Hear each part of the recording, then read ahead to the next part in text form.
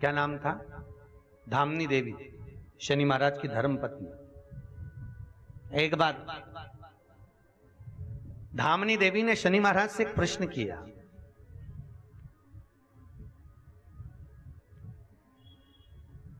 प्रभु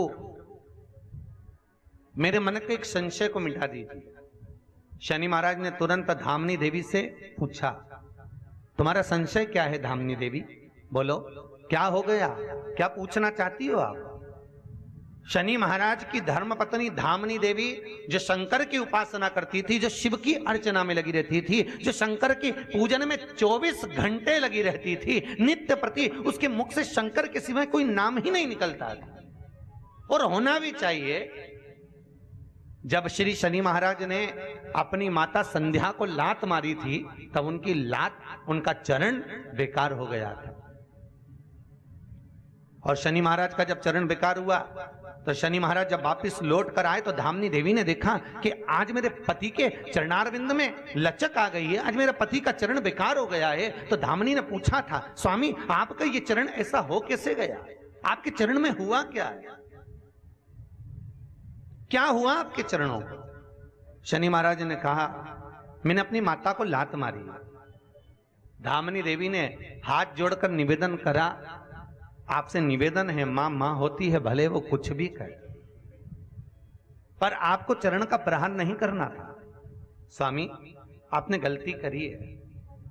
शनि महाराज धामनी से कह रहे हैं, धामनी गलती तो हो गई, पर मेरा ये चरण मेरा पूरा टूटा जा रहा है, इसको बचाने का कोई तरीका ढूंढना पड़ेगा।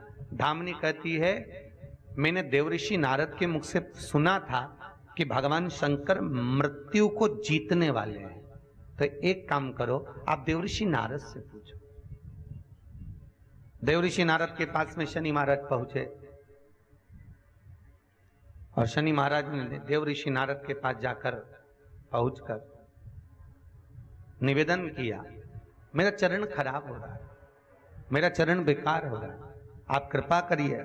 शनि महाराज के शब्द सुने तो देवऋषि नारद ने कहा, गंगा के घाट पर एक शिवलिंग का निर्माण करिए और उस शिवलिंग की पूजन करिए। इसलिए आज भी हिंदू धर्म में जिस काशी में दुनिया के लोग गंगा नहाने के लिए जाते हैं, विश्वनाथ पर जल चढ़ाने के लिए जाते हैं, वो विश्वनाथ की प्राण प्रतिष्ठा, वो शनि महाराज की स्थापना शनि महाराज के हाथ की है। महाराज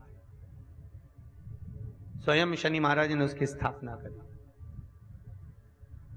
भगवान शनि महाराज देवऋषि नारद के कहने पर एक शिवलिंग की स्थापना कर रहे हैं, उसकी पूजन कर रहे हैं, आराधना कर रहे हैं। और पूजन आराधना जब करी गई, स्वयं भगवान शंकर प्रकट हुए। बोलो शनि क्या बात है? शनि कहते हैं, प्रभु मेरे चरण में चोट लगी है, मैंने अपनी माता को लात मारी, पर आप यदि करुणा करेंगे तो मेरा चरण ठीक हो सकता। भगवान उसी समय पर तुरंत बोले। शिव जी कहते हैं, शनि तूने मेरी आराधना करी है, गंगा यहां पर विराजी हुई है, तू गंगा का स्नान कर, गंगा का जल भरकर यदि मुझ पर समर्पित करेगा तो तेरा ये चरण ठीक होगा। आज भी शनि का एक नियम है, अगर किसी के मुख से 5 बार 7 बार काशी काशी काशी काशी निकल जाता है तो उस पर ना तो ढैया ना 7.5 का असर ही नहीं हो पाता है। महाराज ढैया और 7.5 तो बहुत दूर रह जाते हैं, अगर केवल काशी का संबोधन ही जीव कर ले तो केवल काशी का संबोधन, मात्र काशी निकलने पर इतना सुख का आनंद है महाराज, इतना सुख का।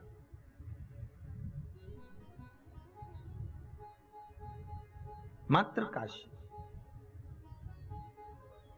बोल काशी विश्वनाथ भगवान की।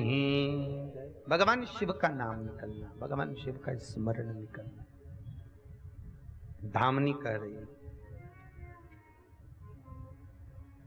माता धामनी ने प्रसंग सम्मुख में रख दिया, मेरे मन के संशय को मिटा दीजिए। क्या संशय है तुम्हारा? संशय बोलो, है क्या? दामिनी कहती है, प्रभु मेरा संशय केवल इतना सा है कि यदि मनुष्य शंकर के मंदिर में नहीं जा सकता, जिसने जिंदगी में कोई दान ही नहीं किया, शनि महाराज की धर्म पत्नी कर रही है कि जिसने जिंदगी में कोई दान ना दिया हो, कोई मंदिर ना गया हो, कोई देवालय ना गया हो, कोई कीर्तन ना किया हो, होते हैं किसी किसी के पति ऐसे भी होते हैं साहब, उनको कमाने से फुर्सत नहीं मिले दुकान पे से, उनको ऑफिस से फुर्सत नहीं मिले, और पत्नी के चलो कथा में चलो, चलो बड़े प्रेम से अपन कथा सुनेंगे, स्वामीनारायण कंपाउंड में कथा हो रही है, चलो वसई में चलते हैं, पति बोले चुपचाप बैठी रहे,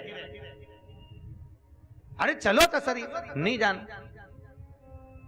एक माताजी ने आज सुबह एक प्रश्न किया था, जहां हम ठहरे वहां पर, कहे गुरुजी नारी को गुरु मंत्र लेना चाहिए कि नहीं लेना चाहिए? बहुत सुंदर प्रश्न है हमारा। धामनी देवी की कथा चल रही है, इसलिए आप लोगों के लिए भी अच्छा है सुनना। नारी को गुरु मंत्र लेना चाहिए कि नहीं लेना चाहिए, ये प्रश्न था उस माता का। आपका क्या कहना है बसई वालों? बोलो जरा जल्दी से, जम के तो बोलो। लेना चाहिए, अच्छा ठीक है। कौन सी पुराण में लिखा है? अरे बोलते जाओ जरा, क्योंकि गर्ग संहिता में, विष्णु पुराण में और पद्म पुराण में, आदि कादिक जगहों पर, यहां तक भागवत में भी वर्णन आता है कि नारी का अगर कोई गुरु है तो वो उसका पति है। कौन है गुरु? अरे बोलो जम के बोलो, उसका पति, ठीक है। तो महाराज वो पति को परमेश्वर माने, पति को गुरु माने, पति के अनुकूल रहे, पति के चरणारविंद का स्मरण करती रहे, पति को गुरुपद मानकर उसको पूज ले। केवल एक वो चलनी में मुंह देखते हैं, कौन सा दिन है? हाँ वो दिन से मतलब नहीं कि एक ही दिन तुम बस उसको अपना परमेश्वर मान के चलनी में मुंह देखो और उसका तिलक करो, दिया बत्ती लगाओ, है ये तुम भले चलनी में उसका मुंह देखते हो, पर वो तुम्हारे गले में पड़ा हुआ वो हाफ सेट ही देखता है। तुम चलनी में मुंह देखो, वो तुम्हारा हाफ सेट देखता है, इसलिए देखता है कि ये करवा चौथ बहुत भारी पड़ गई, बहुत भारी, और उस दिन तुम कुछ खाते नहीं हो। यहां तक कि हमने सुना है कि उस दिन तो आप लोग जल भी नहीं पीते, है ना? ऐसे ही है ना, कुछ भी नहीं खाते। कोई बात नहीं, क्योंकि 15 दिन पहले से तुम इतना प्राण खा जाती हो उसका कि तुम्हें कुछ खाने की जरूरत नहीं पड़ती। वो माना है, मुझे तो यही चाहिए, मुझे तो यही साड़ी चाहिए, मुझे तो यही हाफ सेट चाहिए, मुझे तो यही फुल सेट चाहिए। तुम इतना प्रेशर उस पर दे देते हो, मुझे तो यही लाके तो। कोई बात नहीं, पर ईमानदारी से बोले, माता ने प्रश्न बहुत सुंदर करा कि नारी को गुरु मंत्र लेना चाहिए कि नहीं लेना चाहिए।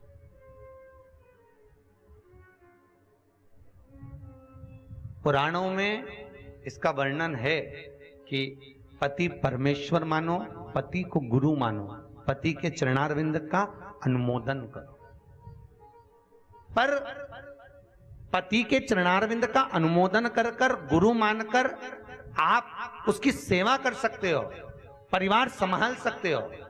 पर शिव महापुराण की कथा धामनी देवी का चरित्र कह रहा है कि नारी पति को गुरु मान ले, परमेश्वर मान ले, पर नारी का अगला जन्म सुधारने के लिए उसको किसी गुरु की शरणागति में जाना जरूरी होता है। शिव पुराण पे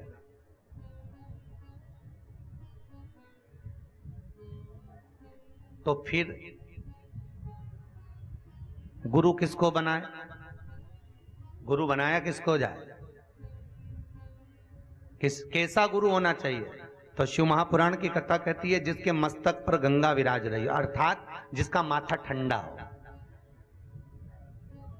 जिसके मुख से निरंतर गंगा का स्मरण हो रहा हो। महाराज, गंगा मस्तक पर भी हो और मुखाग्र बिंद से भी गंगा निकल रही है, अर्थात जहां पर भगवत चर्चा नित्य प्रति हर क्षण हर पल हर घड़ी मुख से निकल रही है। और महाराज, जिसको भोग विलास और वस्तुओं से कोई मतलब ना हो, भोग विलास वस्तुओं का कोई सुख ना हो, भोग विलास वस्तुओं का कोई भाव ना हो, कोई वस्तु का सुख है कि बहुता में मिले, वो भी नहीं महाराज।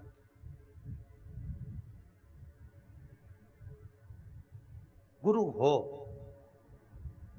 पानी पियो छान, गुरु करो जान। बहुत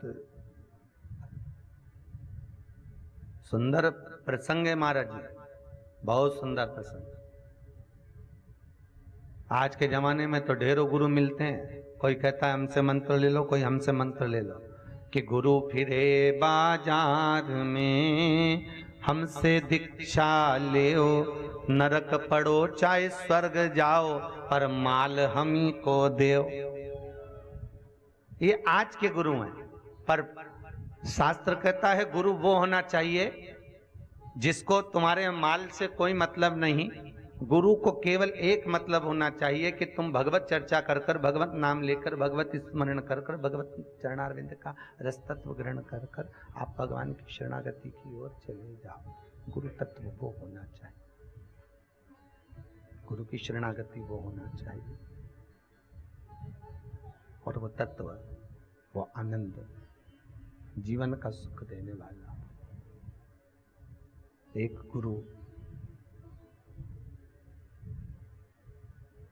द्रौपदी के चीर को जब खींचा जा रहा था और द्रौपदी का चीर जब दुशासन खींच रहा, नेत्रों में जल भरी हुई द्रौपदी, आंख में अश्रु भरा हुआ था द्रौपदी के, और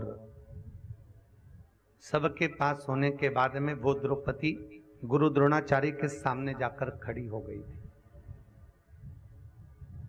गुरु द्रोणाचार्य के साक्षी में जाकर खड़ी हो गई सम्मुख में। और द्रौपदी ने गुरु द्रोणाचार्य को देखकर निवेदन किया, गुरुदेव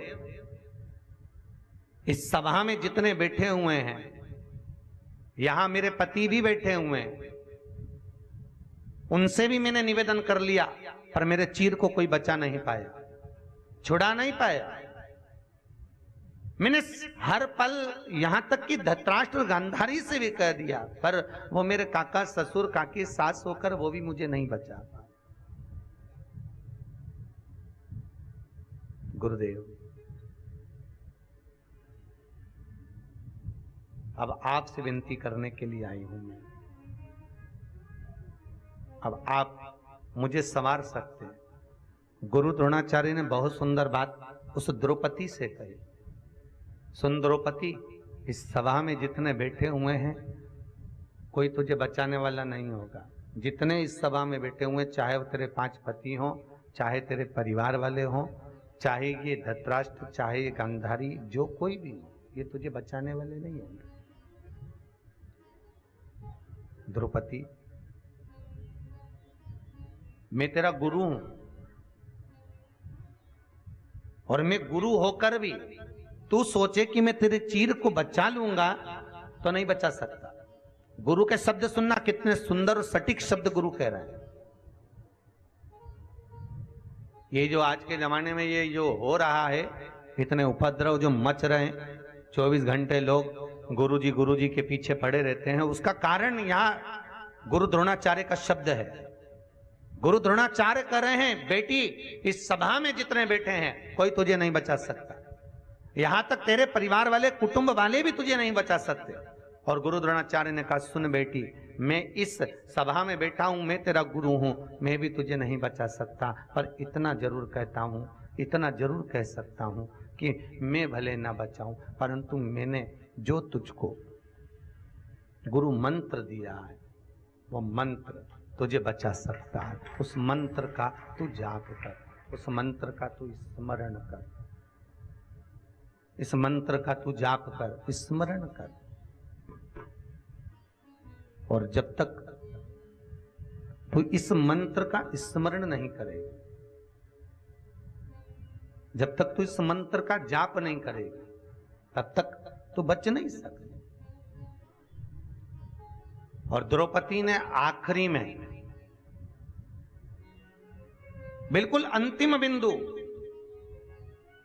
जब दुशासन चीर खींच रहा है, तब द्रौपदी ने गुरु के कहने से मंत्र का जाप किया,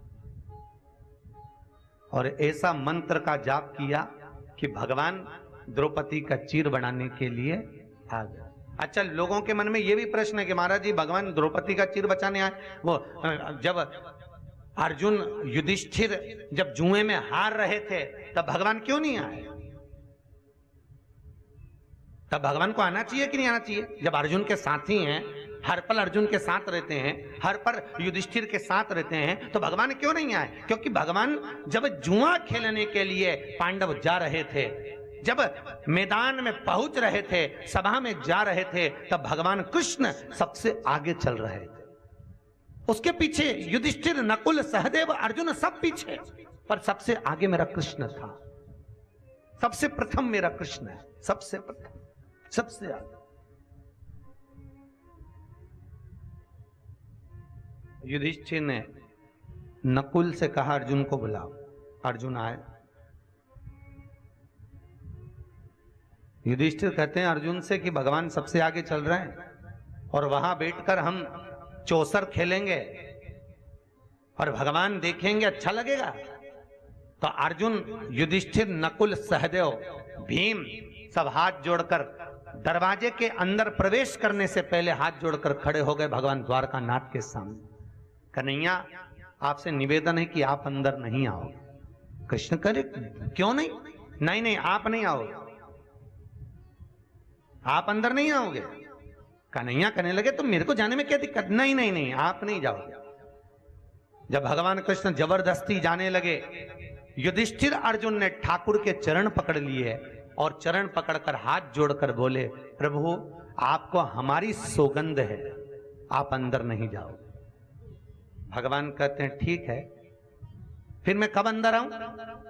अर्जुन, नकुल, सहदेव, भीम, युधिष्ठिर सब कहते हैं, प्रभु जब तक हम आपको बुलाएं नहीं तब तक आप अंदर आना नहीं। भगवान ने कहा ठीक है, मैं तुम्हारे बुलाने का इंतजार करूंगा। अब जुए में हारते चले गए, हारते चले गए। एक समय ऐसा आया कि युधिष्ठिर अर्जुन जीत गए। अब जीतने लगे तो इतने में दुर्योधन को लगा, अब क्या करूं मैं? तो दुर्योधन ने कहा, मेरी जगह पर मेरा मामा खेलेगा। कौन खेलेगा? मामा। मेरी जगह पर मेरा मामा खेलेगा। भगवान उठकर खड़े हो गए। बाहर बैठे थे मेरे भगवान, सिंहासन से दूर, राज सत्ता से दूर मेरे भगवान बैठे हुए थे। भगवान उठ के खड़े हो गए। भगवान को लगा अब दुर्योधन ने कहा है कि मेरी जगह मेरा मामा खेलेगा, तो पांडव कहेंगे मेरी जगह पर मेरा कृष्ण खेलेगा। परंतु जैसे ही दुर्योधन ने कहा कि मेरी जगह पर मेरा मामा खेलेगा, पर दुर्योधन तो कहकर मामा को खेलने बिठा दिए, पर पांडव नहीं कह पाए कि हमारी जगह पर कृष्ण खेलेगा। भगवान बाहर खड़े खड़े सिर धुनते रहे, रोते रहे, बिलखते रहे और पांडव उनको बुलाना भूल गए। वो तड़पता रहा,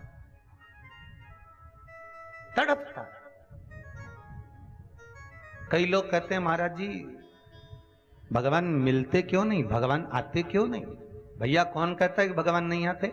यहां तो शास्त्र कह रहा है कि वो तो आने को तैयार बैठा है। हर पल, हर घड़ी, हर क्षण वो तुम्हारे लिए तत्पर बैठा है। वो भी छटपटाता है कि ये स्मरण करे, ये भजन करे, ये कीर्तन करे, ये नाम जाप करे, मैं दौड़कर इसके पास पहुंच जाऊं। पर करे तो स्मरण करता कौन? आज के जमाने में राम राम जपना पराया माल। थोड़ी देर अगर भजन करा भी तो ये विचार कर कर करा कि भाई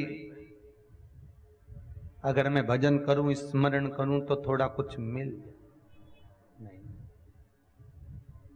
शिव पुराण कह रही, धामनी देवी का चरित्र कह रहा कि गुरु द्रोणाचार्य कहते हैं कि मैं नहीं बचा सकता पर मंत्र बचा सकता है।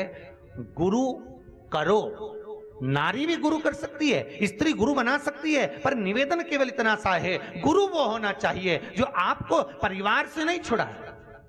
गुरु वो नहीं होना चाहिए जो आपको कुल से ना छोड़े। गुरु एक ही बात कहेगा, आप परिवार को मत छोड़िए, आप कुल को ना छोड़िए। वही प्रसंग आ गया जो पहले बसई की इस कथा में कहा था कि शंकर को पाने के लिए कौन से कलर के कपड़े पहने कि भगवान मिल जाए, किस कलर के वस्त्र पहने कि भगवान मिल जाए, किस कलर के कपड़े हम पहने कि भगवान शंकर हमको मिल जाए। हमने सुना है महाराज जी कि भगवान को कपड़े पहनो तो भगवान प्रसन्न होते हैं, वो कपड़े पहनो तो भगवान प्रसन्न होते हैं। बृहस्पति महाराज को अगर पूजना है तो पीले कलर के कपड़े पहन लो, वो देवता को पूजना है तो काले कलर के कपड़े पहन लो, वो देवता को पूजना है तो लाल कलर के कपड़े पहन लो। शंकर को पाने के लिए कौन से कलर के कपड़े पहने कि शंकर मिल जाए। शिव महापुराण की कथा कहती है शिव को पाने के लिए कपड़ा बदलने की जरूरत नहीं पड़ती, शंकर को पाने के लिए कलेजा बदलने की जरूरत होती है। शंकर सामने प्रकट हो जाते हैं। भगवान शिव को पाना है तो कलेजा बदलना पड़ेगा, इस चित्त वृत्ति को, इस मन को शंकर तक लेकर जाना पड़ेगा। वो मिलेगा, वो मिल जाएगा। हर पल हर जगह वो प्राप्ति। धामनी देवी कह रही है मान लो अगर कुछ नहीं है, दान भी नहीं किया, पुण्य भी नहीं किया। कई माताएं कहती है हमारा पति कोई सत्कर्म नहीं करा, कभी मंदिर नहीं जाए, कभी तीर्थ नहीं जाए, हम अकेले कथा में चले जाते हैं, गुरुजी हमारा पुण्य हमारे पति को मिल जाता है। हमने कहा जी मिल जाएगा, हाँ मिल जाएगा। अब हम बोल दें कि भैया तुम कथा सुन रहे हो, तुम्हारा पुण्य तुम्हारे पति को नहीं मिलेगा, तो थोड़ा सा मन को कचोटता है कि नहीं, तो क्योंकि मिलना हो तो कुछ है नहीं। देखो सीधी बात है जी, तुमसे आज हम झूठ भी बोल दें कि भाई तुम भजन करोगी तो तुम्हारे पति को मिल जाएगा, या तुम दान करोगी तो तुम्हारे पति को मिल जाएगा, या तुम पुण्य करोगी तो तुम्हारे पति को मिल जाएगा, तो ये कोई पुराण वर्णन नहीं करते हैं, फालतू की बात है ये तो कि तुम्हारे पति को। कई माताएं यहाँ आती है ना जब, तो पति जब दान करता है, पति अगर 100 रुपये चढ़ाता है तो पत्नी सिर पे पल्लू लेके उसको टच कर लेती है, तो हम उसको देख लेते हैं कि इसने टच किया, तो हमको समझ में आ गया। तो एक आध बार हमने पूछा भी कि ऐसा टच करने से होता क्या, तो क्या 50-50 आधा महाराज, आधा हमको मिल जाता है, आधा उनको मिल जाता है। तो हमने कहा ठीक है, अगर 50-50 ऐसा होता है टच करने से, तो एक काम करना, पति जब समोसा खाए तो टच कर, टच कर। ट्रेन में जाओ, टिकट एक लो, जैसी टीसी आए टच कर। फिल्म जाओ तो टिकट एक लो, जैसे ही चेकर आए टच कर। कहीं बफेट में जाओ, प्लेट एक, वो जी में तो उसके पीछे पीछे टच करके चलती जा। अरे बोलो, अगर वो भोजन करेगा तो तुम्हारा पेट भरा जाएगा? तो फिर दान करते समय मिलना है कुछ? गुरु की करनी गुरु भरेगा, चेला की करनी चेला उड़ जाएगा हंस। बहुत सुंदर प्रसंग है महाराज। गीता प्रेस की नित्य कर्म प्रकाशन 5वां अंक, और 5वें अंक का 14वें नंबर का पेज आप अवश्य पढ़िएगा। क्या लिखा है कि जब पत्नी और पति पूजन करने के लिए बैठते हैं किसी देवी देवता की, किसी देवी देवता का जब पूजन पंडित जी कराते हैं, नित्य पूजा प्रकाशन गीता प्रेस का 5वां अंक, उसका 14वां पेज अवश्य पढ़ना। जब पंडित जी पूजन करा रहे हो देवी देवता की, तो पत्नी पति को स्पर्श करे, ये उसमें लिखा है। क्या करे? स्पर्श करे। तो पति जो भी वस्तु चढ़ा रहा है उसका पुण्य दुगना हो जाता है। कितना हो जाता है? दुगना। और जब पुण्य दुगना होता है तो उसका जो पुण्य बड़ा है वो पुण्य का भाग उसकी धर्म पत्नी को प्राप्त हो जाता है स्पर्श करने का।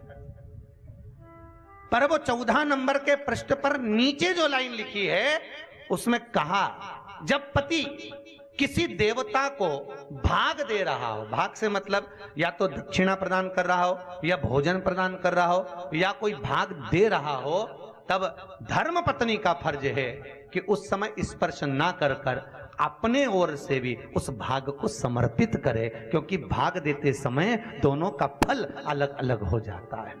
उस भाग को प्राप्त करने का फल स्पर्श।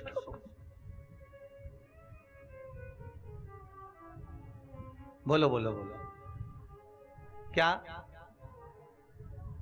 हाँ, बहुत सुंदर प्रसंग। माताओं का भाव कथा के प्रति अब समझ में आ रहा है कि आप लोग दिल से कथा सुन रहे हो, ले रहे हो। एक बार जोरदार ताली। बहुत सुंदर प्रसंग। अर्थात जब ब्राह्मण पूजन कराएं, कुंकू चढ़वाएं, चावल चढ़वाएं, अक्षत चढ़वाएं, फूल चढ़वाएं, बेलपत्र चढ़वाएं, जो भी समर्पित करवाएं, उस समय पर आपका स्पर्श उस फल को दुगना करता है। कितना करता है? उस फल को दुगना। और दुगना जो फल होता है, जैसे आप लोगों ने कभी बीमा करवाया कोई व्यक्ति से? कोई आते होंगे ना बीमा करने वाले, भैया बीमा करवा लो। बीमा करवाने वाला बीमा करवा रहा है, अर्थात क्यों? क्योंकि बीमा तुम्हारा होगा, पैसे भी तुमको ही मिलेंगे, पर बीमा की जो रकम जमा होती है पहले समय से आखिरी समय तक, उसमें कुछ 150 रुपए जो एक्स्ट्रा मिलते हैं, जो बीमा करता है उसको मिल जाते हैं, उसके खाते में चले जाते हैं। अर्थात तुम्हारा स्पर्श करना उस पुण्य को दुगना करना।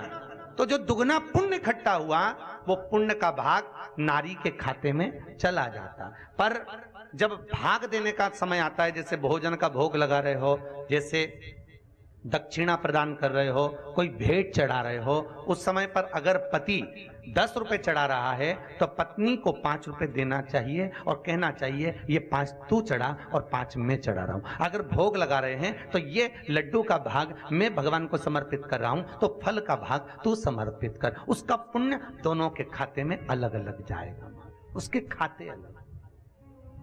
टच करने से नहीं। तुम जिंदगी भर खूब टच करके रखो, बस टच स्क्रीन मोबाइल चला सकते हो, पर टच से कुछ पा नहीं सकते हो। उसका फल पुण्य का भाग प्रबल, और वो प्रबल भाग हमारे जीवन का सुख देने वाला। धामनी देवी कह रही है शनि महाराज से, हे शनिदेव, स्वामी प्रभु मेरे मन के संशय को मिटा दी। पीपल की जड़ में इत्र का जल, पीपल की जो जड़ होती है उसमें इत्र का पानी, थोड़ा सा जल, उसमें थोड़ा सा इत्र का भाग हो महाराज, और आप भगवान पीपल देव, पिपलेश्वर महादेव का स्मरण कर कर पीपल की जड़ में अगर जल चढ़ा रहे हैं, और मान लो शरीर में कोई कष्ट हो गया है, शरीर में कोई रोग हो गया है, कोई मालूम पड़े ये हाथ 4 दिन से दुख रहा है, या 4 दिन से ये नस दब गई है, या ये कमर दब रही है, तो आप 2-4 दिन कर देखो। कलश के अंदर जल, जल में इत्र का थोड़ा सा भाग, पीपल की जड़ के नीचे आप उसका सींचन करिए पिपलेश्वर महादेव के नाम से। उस जल को थोड़ा सा भाग लेकर आ जाओ उसी में से जो चढ़ाया है, और उस स्थान पर जहां कष्ट है उसको लगाना प्रारंभ करिए। 2 दिन 3 दिन कर देखो। प्रैक्टिकल करने में क्या जाता है? सीवर वाला महाराज झूठ बोल रहा हो तो प्रैक्टिकल करने में क्या जाए, अपना करते रहो। जिन जिन ने प्रैक्टिकल करे उनका रिजल्ट यहां सामने है, जिन जिन ने करे। और अभी और पत्र रह गए पढ़ने के लिए, हो अभी कहीं का भजन आएगा जब देख लेंगे। करते रहो। तीसरा महाराज, आंवले के वृक्ष की जड़, आंवले के वृक्ष की जो जड़ होती है इसके नीचे शिव महापुराण की कथा कहती है, विष्णु पुराण कहती है, स्कंद पुराण कहती है महाराज कि भगवान नारायण स्वयं इस जड़ के नीचे अपना विश्राम करते हैं महाराज, इस जड़ के नीचे। प्रयास करा करो, एक चुटकी हल्दी, कितनी? मात्र एक चुटकी हल्दी, आंवले के वृक्ष के नीचे भगवान हरि हर महादेव, कौन से महादेव हैं? हरि हर महादेव के नाम से रखकर उस पर पूर्व मुख कर कर, पूर्व की ओर मुख कर कर जल समर्पित करना प्रारंभ कर दीजिए। आप अगर प्रयास करेंगे, शुक्रवार की शुक्रवार करें या नवमी की नवमी करें, अष्टमी की अष्टमी करें, प्रदोष की प्रदोष कर लें, सोमवार की सोमवार कर लें, तो आंवले की जड़ के नीचे अगर हमने हल्दी रखकर जल का भाग समर्पित करा है पूर्वाभिमुख होकर, तो अगर व्यापार नहीं चल रहा है, एक हफ्ता हो गया बैठे हुए हो, कोई ग्राहकी नहीं है, तो एक बार करो, दूसरी बार करने जाओगे तो आप अपने आप दौड़ कर जाओगे कि मेरा एक हफ्ते से व्यापार अच्छा चल रहा है। आप दूसरी बार करोगे तो आपको ये ज्ञान उपदेश ये प्राप्त हो जाएगा, अपने आप रिजल्ट सामने आएगा कि हाँ, हमने आंवले के वृक्ष के नीचे हल्दी को समर्पित करा था और उसको चढ़ाने के बाद हमने जो जल चढ़ाया है उसका फल हमको प्राप्त हुआ, उसका फल हमें मिला है।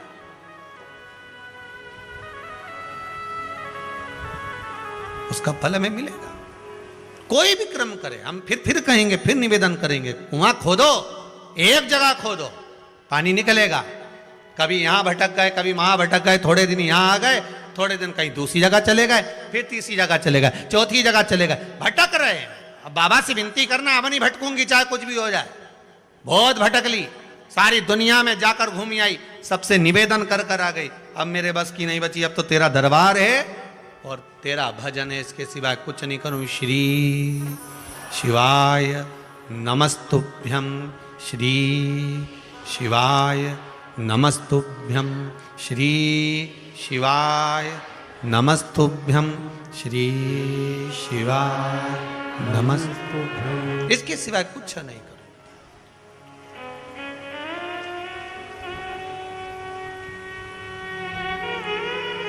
हमारा भजन मूल हो जाए। एक विदल और उत्पल दो असुर हुए। पार्वती मैया ने जो भजन करा था, स्मरण करा था, शिव मिले थे, उनकी भक्ति दृढ़ थी। विदल और उत्पल ने एक बार माता पार्वती जी को देखकर बड़े आनंद के साथ उनकी ओर लोभित हो गए, उनकी ओर आसक्त हो गए।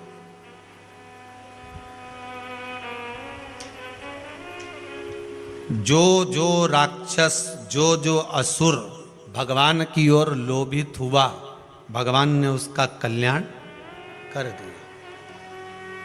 दुनिया के लोग संसार को देखकर लोभित होते हैं, ये कितनी सुंदर है, वो कितना सुंदर है, वो ऐसा है, वो वैसा है।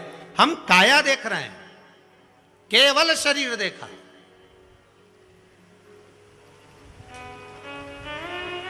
आधे से ज्यादा रिश्ते तो ये काया के चक्कर में गड़बड़ हो गए। लड़का अच्छा है साहब, लड़की बहुत बढ़िया है, दिखने में तो कई जोरदार। अब पहले का समय, आज का समय, पहले के जमाने में सूरत नहीं देखते थे, चरण देखते थे। आज के जमाने में चरण नहीं देखते, सूरत देखते। फिर वही वाली बात आ गई, किस कलर के कपड़े पहनूं कि भगवान मुझे मिल जाए। शिव महापुराण की कथा कहती है, कपड़ा बदलने से परमात्मा नहीं मिलता, कलेजा बदलने से भगवान तुम्हारे सामने आकर खड़ा हो जाता है। कलेजा बदलना, कपड़ा बदलते बदलते तो जिंदगी निकल जाएगी, भगवान नहीं मिलेगा। पूरी जिंदगी निकल गई। क्या हुआ कपड़ा बदलने से? वो रावण ने बदला था, क्या हुआ? कपड़ा बदलने से भगवान ने।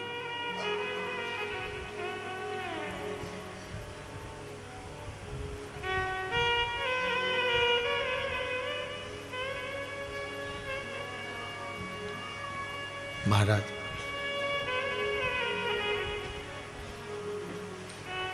तुम काशी जी में रहिए और भोले जी को भजिए, और मुझे भोले जी को नाम बड़ा प्यारो लागे। आप जिस स्थान पर, जिस जगह पर, जिस भूमि पर, जिस क्षेत्र में जहां निवास करो, भगवान की अविरल भक्ति में डूबे रहो। बिदल और उत्पल भगवान की मां जगतजननी जगदम्बा को देखकर, माता पार्वती को देखकर आसक्त हो गए, आसक्त हो गए। हमें शरीर देखकर आसक्ति नहीं प्राप्त करना।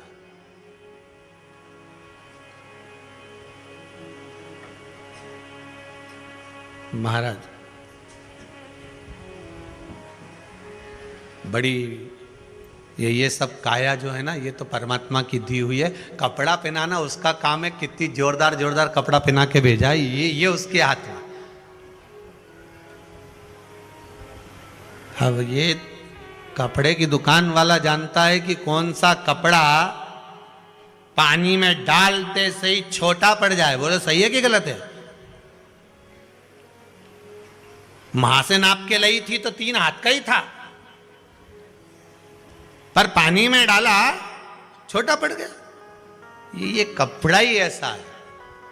भगवान भी कहता है ये कपड़ा, सत्संग में जाके मालूम पड़ता है कि कपड़ा कैसा है। नहीं तो कई कई का कपड़ा तो बस पानी में डाला सुकड़ी गया, कहीं कहीं का कपड़ा तो पानी में डालते से कलर छूट जाए। ऐसा संसार में भगवान पैदा करा मनुष्य को। ये नर की जो कपड़ा पहनाया है, मनुष्य की जो देह, ये कपड़ा इस आत्मा पर पहनाया है। और भगवान देखता है, इस सत्संग रूपी जल में डुबो कर देखता है कि कपड़ा छोटा पड़ रहा है कि कलर निकल रहा है। छोटा पड़ना और कलर निकलना ये 2 अलग अलग बात है। कपड़ा छोटा पड़े मतलब समझ लो कथा में बैठते से नींद आ जाए, मतलब कपड़ा छोटा पड़ गया। और कलर निकल गया मतलब कथा में बैठने के बाद भी ये जीवड़ा नहीं लगे, मन नहीं लगे, तो समझ लो कपड़े का कलर निकल रहा है, मन नहीं लग रहा। सब तो बैठे रे।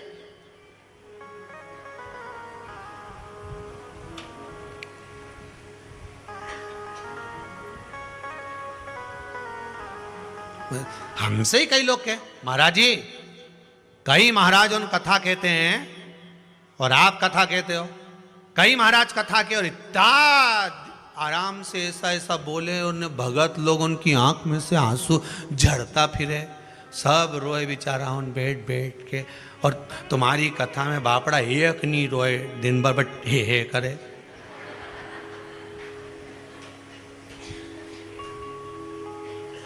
और तुम भी व्यासपीठ पे बैठ के बस हंसता रहो न ठिठोली करता रहो, है?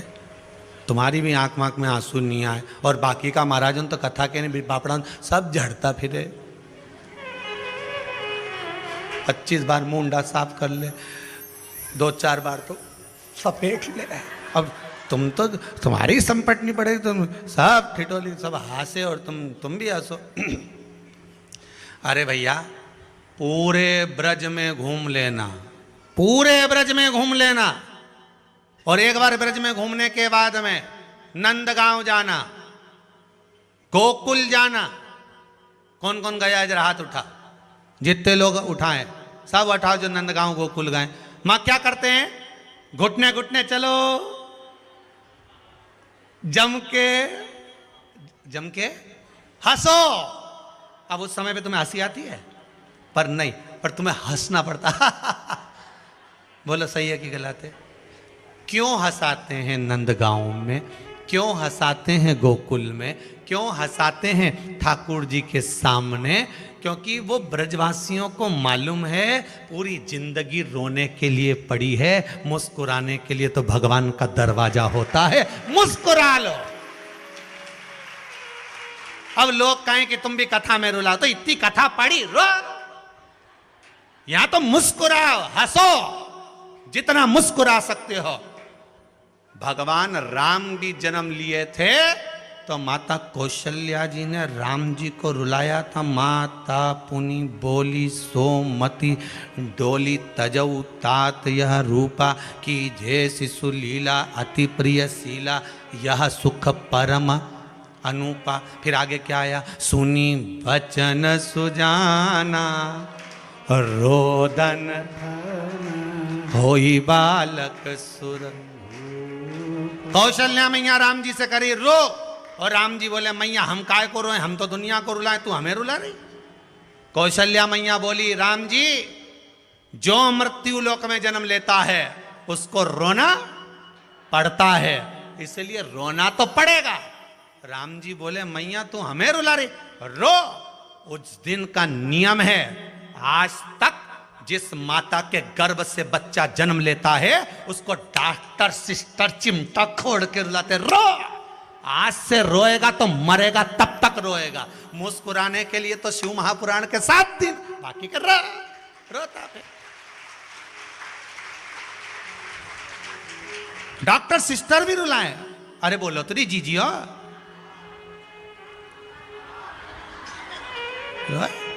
और जो बच्चा जन्म के समय नहीं रोता वो बाद में बीमार रहता, शरीर से बेकार रहता। बोलो सही है कि गलत है? इसलिए डॉक्टर सिस्टर के रो, आज से रोएगा मरेगा तब तक रोएगा। मारा छोरा के बुला दो, हमारी सांस छूटी रही, रोए। कहीं दुकान नहीं चले तो रोए, बहू जगदम्बा मिल जाए तो रोए, रोए। पति भेरू मिल जाए तो रोए, रोए। छोरा नहीं सुने तो रोए, कहीं का पैसे खा के भाग गया तो रोए।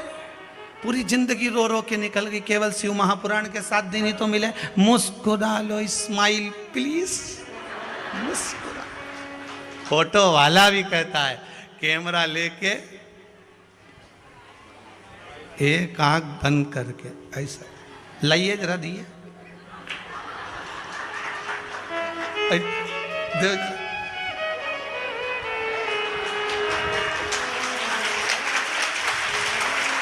ऐसा ही बोलेगा, और एक आंख लगा के ये दिख ही रही है रे साहब, साहब। फोटो वाला भी बोलेगा, क्या बोलता है वो?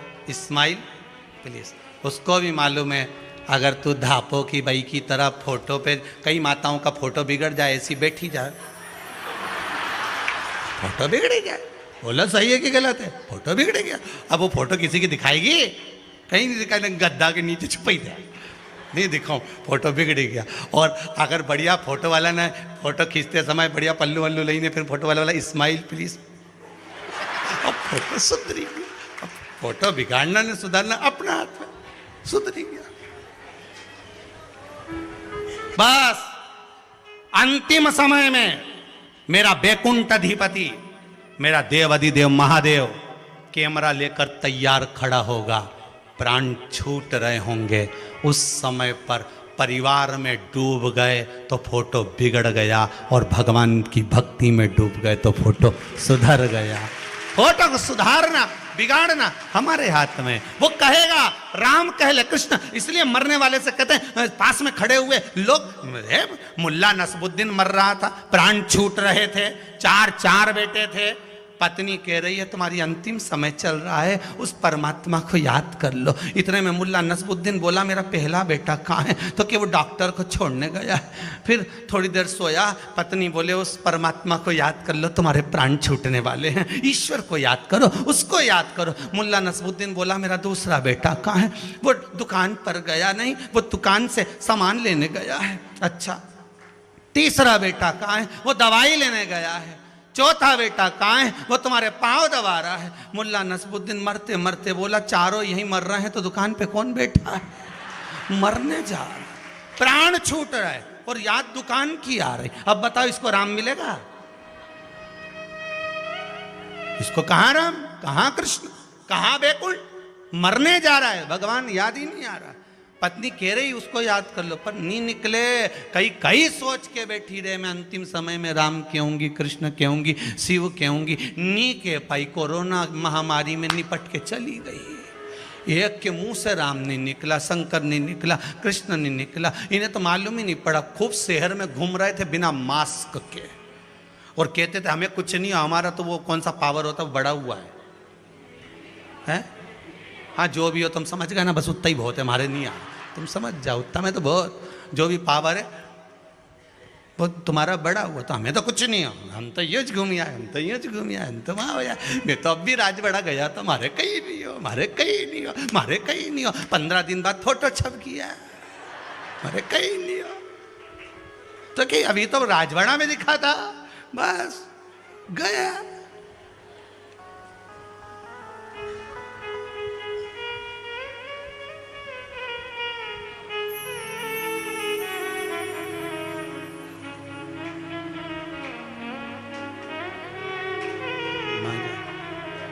बस भाव समझाना बड़ा मुश्किल है, आखिर वो दर्दे दिल है।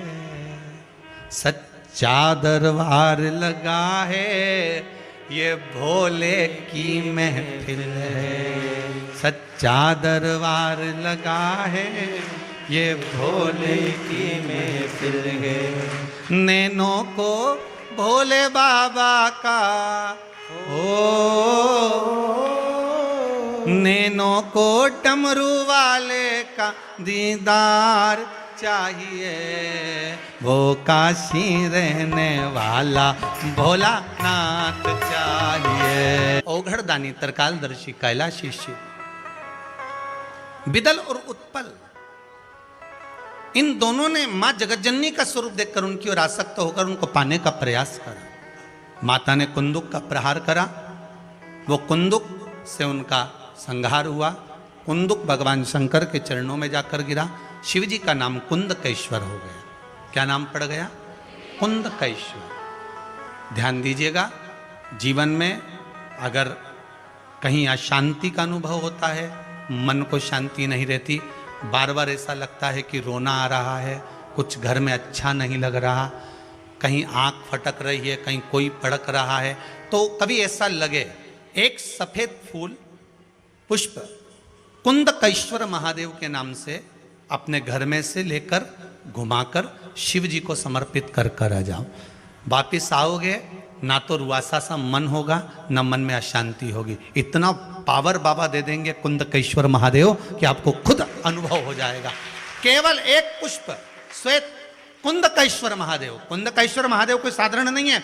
जिस समय माता पार्वती ने बिदल और उत्पल का संहार करा था तो कुंदुक भगवान के चरणों में जाकर लगा। उस कुंदुक के लगने से भगवान शंकर का नाम कुंदकेश्वर हो गया। ये कमरे में जाता ही क्यों है बोलो तो सरी। वो दिन भर घूमता है पर दादी के कमरे में जब जाएगा जब उसको कुछ ना कुछ चाहिए। वो दादा की गोद में जब जाकर बैठेगा जब उसको पोहा समोसा चाहिए। वो दादा के साथ जब बाजार जाना चाहता है कि कुछ ना कुछ दादा दिलाएगा। उसी तरह भगवान से ये मत कहना कि एक बार देना है, हम तो तेरे पोते हैं, हम तो तेरे बच्चे हैं, हम जब जब तेरी गोद में आएंगे तब तक तुझे कुछ ना कुछ तो देना पड़ेगा ही, हम तो तेरे हैं,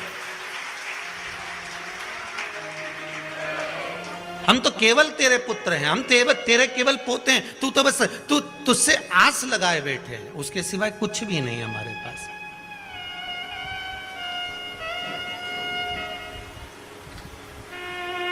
सावन में एक बार साल भर में केवल एक महीना तुमने खूब तिलक लगाया, खूब भगवान शंकर को जल चढ़ाया, खूब भगवान को रिझाया और बाकी के महीने तुम ऐसे ही निकाल दो तो भगवान। और तुम तो लोगों से कहते फिरो सावन का महीना मेरा पति तो खूब पूजन करे, सावन का महीना हम दोनों पति पत्नी खूब भगवान की भक्ति करें, सावन का महीना हम तो पति पत्नी रोज मंदिर जाएं, सावन का महीना हम तो वो इतनी दूर मंदिर है ना वहां पर दोनों पति पत्नी पंडित जी के साथ बिठाएं गाड़ी पे और अभिषेक करने जाए, सावन का महीना में हम इतना बड़ा बड़ा शिवलिंग का निर्माण करें, पार्थिव शिवलिंग, और हम लोग पूजन करें। केवल सावन का महीना, बाकी का समय कहां गया?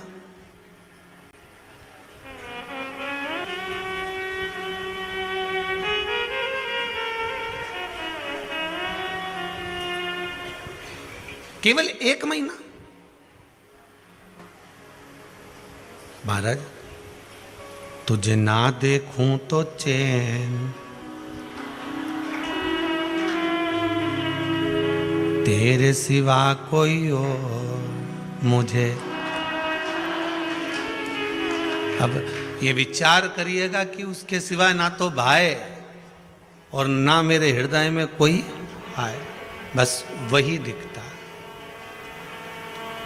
वही नजर आता।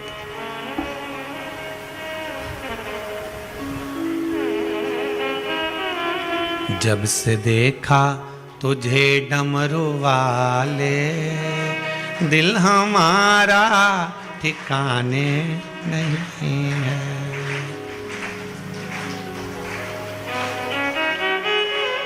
मेरे सीहोर की क्या पूछो भोले, पूरा भारत ठिकाने।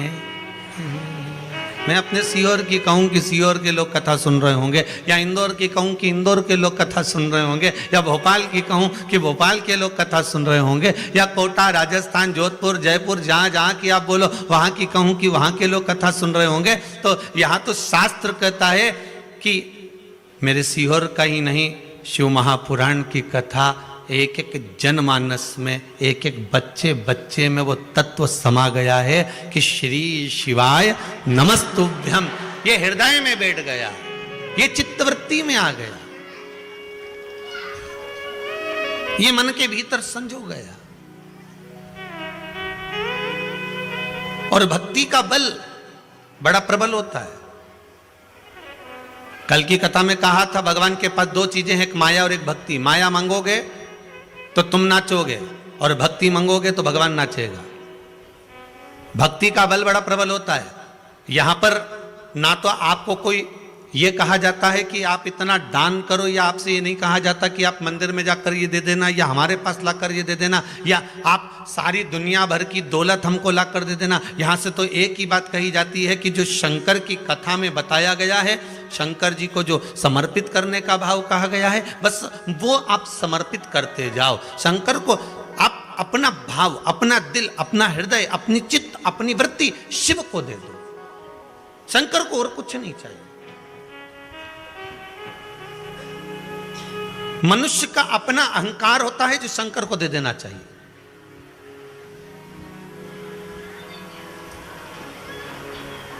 और एक लंकाधिपति रावण, लंकाधिपति लंकेश, भगवान शिव को सब कुछ दे दिया था, बस अहंकार नहीं दे पाया था। भगवान कई बार कहे रावण से, रावण क्या बात है? रावण कहता है मैं आपको भुजाओं के बल पर कैलाश पर्वत को उठा सकता हूं। रावण कहता है मैं आपको लंका लेकर जा सकता हूं।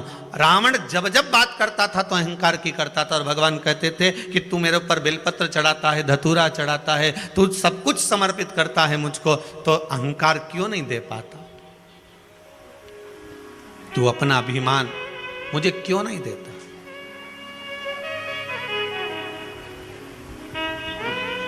और जिस दिन तूने अपना अभिमान मुझको दे दिया ना, जिस दिन तूने अपनी अभिमत्ता मुझे प्रदान कर दी ना, भगवान शिव कहते हैं उस दिन फिर तुझे कुछ देने के लिए मुझे कुछ कहूंगा ही नहीं कि तू मुझे बेलपत्री दे कि एक लोटा पानी दे। हम तो कहेंगे कुबेरेश्वर महादेव की इस धरा पर, कुबेरेश्वर महादेव की इस भूमि पर जब आप दरवाजे से प्रवेश करो, अभी तो खैर मंदिर बन रहा है, बाबा का धाम बन रहा है, पर जिस समय बाबा यहाँ पर विराजमान हो जाए और कुबेरेश्वर बाबा की इस धरा पर जब आप पाँव रखो, तो हमारा तो यही कहना रहेगा कि जैसे आपकी चप्पल बाहर रह जाए, जूता बाहर रह जाए, उसी तरह आपका अहंकार भी बाहर रहना चाहिए। हम कौन हैं? हमारी क्या प्रतिष्ठा है? हम किस गादी पर बैठे हैं? हमारा अहम क्या कह रहा है? वो नहीं होना चाहिए।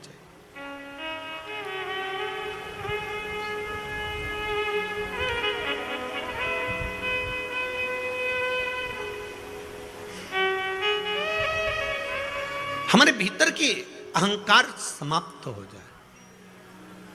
हम जब शंकर का गुणगान करें, हम जब शिव का भजन करें, हम सब शंकर का स्मरण करें, हम जब शिव भक्ति में डूबे हुए हों, तब हमारे भीतर से अहंकार चला गया।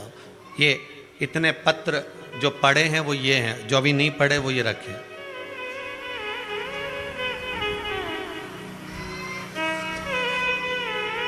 एक ग्वालियर मध्य प्रदेश से ये पत्र आया है। गुरुजी मेरा पूरा जीवन कष्टमय रहा। मेरे 3 बच्चे हैं जिसमें से 2 बच्चों की ऐसा रोग है, सब जगह डॉक्टर ने मना कर दिया, बेटी के दिल में छेद है, जिसकी 2 साल पहले हालत बहुत खराब हो गई थी। कहाँ बैठी हैं जो पत्र लिखा है? ग्वालियर से हैं कोई। कहीं बैठी हो तो हाथ हिला देना, कैमरे वाले भैया देख लियो अगर दिख जाए तो। महाराज बैठी हैं, दिख रही हैं क्या? अच्छा उधर है, ठीक है। आपने लिखा है भोलेनाथ की मेरे 2 साल पहले हालत बहुत खराब हो गई थी, बिस्तर से उठ भी नहीं पाती थी। वह भोलेनाथ की भक्त है और प्रदोष व्रत करती है। आज वह पूरी तरह से स्वस्थ है और बाबा की कृपा से बाबा को धन्यवाद देने आई है। आप ही ने लिखा है। माइक जाएगा क्या माता? देखिए शीघ्र पहुंचाइए। ग्वालियर मध्य प्रदेश से हैं। नीचे एक भजन की लाइन भी लिखी है, समझदार तो बहुत हैं। मैंने सारे सहारे छोड़ दिए, बस तेरा सहारा। आती है लाइन आपको? जरा बोलिए तो जरा। मैंने सारे सहारे छोड़ दिए, बस तेरा सहारा। मेरी नाव किनारे लगे ना लगे, मेरी नाव किनारे लगे ना लगे, तेरे दर का किनारा। रोइए मती, अपने मुख से कहिए बाबा ने क्या कृपा करी है। माइक पहुंच गया? गुरुदेव श्री शिवाय नमस्तुभ्यम। श्री शिवाय नमस्तुभ्यम। बहन रोइए मती, पहले बोलिए। जिस दिन से मेरी शादी हुई है मेरा पूरा जीवन कष्ट में था गुरुवर। मेरे 3 बच्चे हैं जिसमें से 2 बच्चों को ऐसा रोग है, डॉक्टर ने कह दिया इसका कोई इलाज नहीं है। मेरी एक बेटी को दिल में छेद है, 32 साल की है जी। 2 साल पहले वो बिस्तर से बिल्कुल उठ नहीं पाती थी जी। वो भोले बाबा की परम भक्त प्रदोष व्रत करती है जी। डेली बेलपत्री खाती है, भोले बाबा के मंदिर जाती है और जल पीती है जी। बाबा की कृपा से आज वो सब जगह आ जा सकती है और एक्टिवा भी चला लेती है जी। पूरे शहर के लोग रिश्तेदार आश्चर्य में है कि ये कैसे हुआ। बस बाबा ने कर दिया, उनको बोल दो। मैंने कहा सब बाबा का चमत्कार है जी। बैठ जाइए। मेरा एक बेटा है, मैं परसों कल आपसे मिली थी बाबा, उसकी आंखों की रोशनी धीरे धीरे कम होती जा रही है। सब जगह दिखाया, डॉक्टर ने कह दिया इसका कोई इलाज नहीं है, आगे चल के दिखना बंद हो जाएगा। अब बाबा कृपा करेगा, उसके लिए भी आप आए हैं तो बाबा कृपा करेगा। बैठिए। बेटी के धन्यवाद करने और बेटे को लेकर पूरे विश्वास से आई हूँ, बेटी को ठीक हुई जैसे मेरा बेटा भी ठीक होगा बाबा। जय जय श्री शिवाय नमस्ते। श्री शिवाय नमस्ते। जब बाबा ने इतना कर दिया है, बिस्तर से उठा दिया है, बाबा कृपा करेगा। बैठो बैठो। मैंने सारे सहारे छोड़ दिए, बस तेरा सहारा बाकी है। मेरी नाव किनारे लगे ना लगे, मेरी नाव किनारे लगे ना लगे, तेरे दर का किनारा बाकी है। तेरे दर का किनारा बाकी है। एक सीमा सोनी आई है भोपाल से। महाराज इन्होंने लिखा है,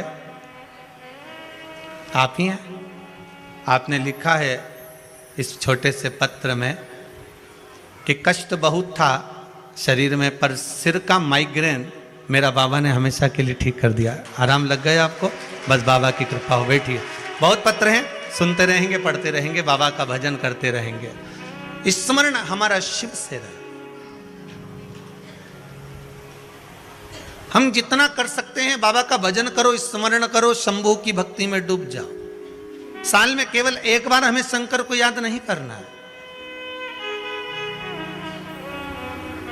वर्ष में हमें केवल एक बार शिव जी का स्मरण नहीं करना है कि हमने केवल साल भर में एक बार सावन के महीने में शंकर भगवान को याद कर लिया। हमने सावन के महीने में केवल एक बार शंकर जी की भक्ति धारण कर ली। जिन जिन ने सावन के महीने में शिवरात्रि के दिन शंकर भगवान का अभिषेक करा है, आपने भी करा होगा जितने लोग कथा श्रवण कर रहे हैं। जिनने अभिषेक करा है, हृदय पर हाथ रखकर बोलना क्या बाबा ने तुम्हारी नहीं सुनी है? थोड़ा सुना पर सुना जरूर है उसने। जो तुम्हारे भक्ति का भाव जागृत हुआ, कई पत्रों में बाबा, कई लोग लिखे हैं महाराज जी बड़ी कृपा बाबा ने कर दी है, बड़ी कृपा कर। उसकी एक लोटा पानी, एक लोटा जल, जरा सा धतूरा, जरा सी बेलपत्र, जरा सा हम शंकर को अगर रिझा रहे हैं, किसी भाव से रिझा रहे हैं, भगवान उसको रिझ जाता, भगवान उससे प्राप्त हो जाता।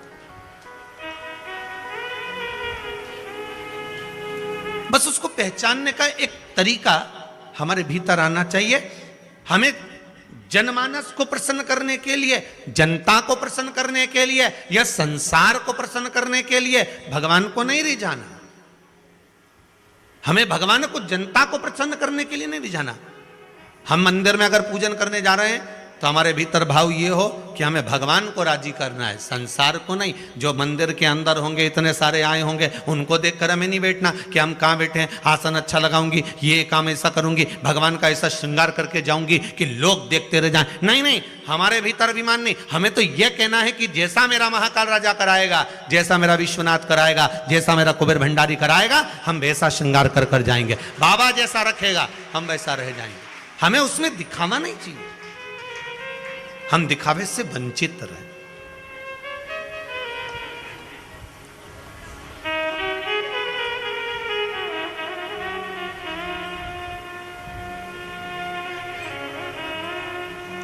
बहुत दूर हो जाओ दिखावे से, हमें नहीं आता।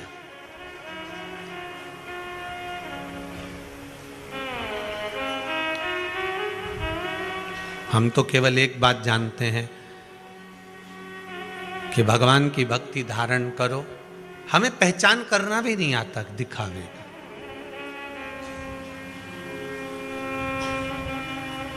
एक जज कुर्सी पर बैठा था, दो मुजरिम कटघरे में खड़े थे।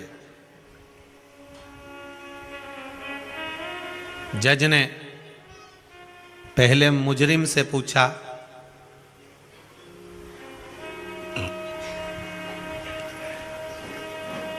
तुम मुजरिम हो, क्या करा है तुमने मालूम है?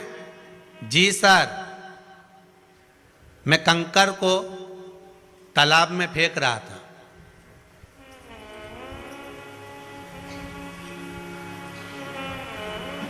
मैं कंकर को उठाकर तालाब में फेंक रहा था।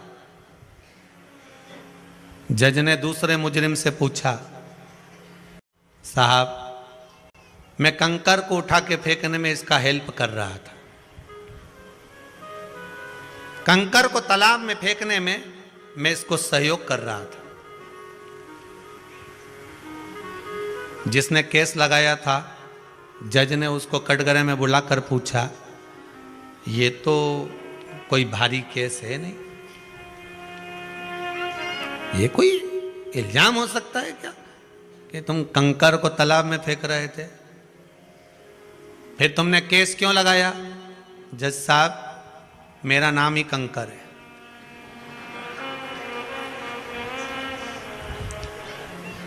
जज साहब मेरा नाम ही कंकर है, ये दोनों उठाकर मुझे तालाब में फेंक रहे थे। नहीं समझ पाए। जज तो सोचे कंकर होगा, फेंक रहे हो। उनको क्या मालूम था कि ये खुद ही कंकर है। हम भी नहीं समझ पाते भगवान की धारणा। भगवान ने अगर हमारा एक काम नहीं करा ना, तो हम जगत में कह देते हैं हमने तो व्रत करा था, भगवान ने हमारी नहीं सुनी। हमने तो ये करा था, भगवान ने हमारी नहीं सुनी। हमने वो किया था, भगवान ने हमारी नहीं सुनी। अगर हमारा कोई काम नहीं हुआ तो हम ये सोचते हैं, पर उसमें हम कभी ये विचार करें कि बाबा ने हमारा काम क्यों रोका, किस लिए रोका, किस कारण से नहीं हुआ।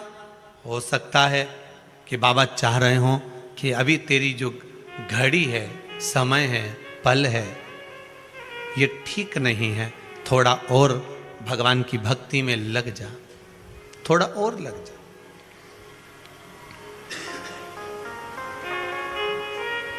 जब किसी के दिल को लगती है तभी तो वो व्यक्ति महादेव से लगता है। अगर दिल में ना लगे तो वो महादेव से लगेगा। किसी ने शब्द कहा, किसी ने आड़ा टेढ़ा बोला, किसी ने गाली दी, किसी ने कुछ कहा और आप रूठ कर गए और महादेव के चरणों में जाकर बैठ गए, आप भगवान की भक्ति में जाकर बैठ गए, आप स्मरण में जाकर बैठ गए, आप भगवान की भक्ति में डूब गए। तो जहां किसी के दिल में लग गई तब जाकर वो महादेव के पास गया, तब वो जाकर भगवान शिव की भक्ति में डूबा, तब वो जाकर भगवान की भजन में लग गया।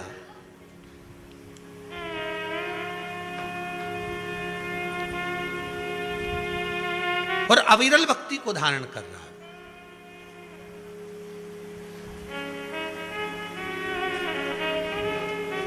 आपका विश्वास, आपका भरोसा, आपकी दृढ़ता, जैसे मां जगत जननी जगदम्बा माता पार्वती बाल्य अवस्था से भगवान शंकर की भक्ति में डूब गई थी। उनको यह नहीं मालूम था कि शंकर मिलेंगे कि नहीं मिलेंगे, उनको तो यह मालूम था कि मैं भजन करूंगी, मैं शिव जी की आराधना करूंगी, मैं पार्थिव शिवलिंग का निर्माण करूंगी, मैं शंकर का अनुमोदन करूंगी। और मैं अगर शंकर जी का अनुमोदन करूंगी, पार्थिव शिवलिंग का निर्माण करूंगी, भगवान शिव का पूजन करूंगी, तो यह पक्का है कि मुझे शिव दर्शन जरूर देंगे, मुझे शंकर जरूर मिलेंगे।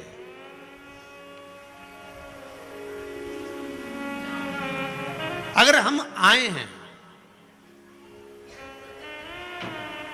भगवान के भजन में, अगर डूबने के लिए आए हैं, तो क्यों ना मिलेगा साहब, क्यों ना मिले।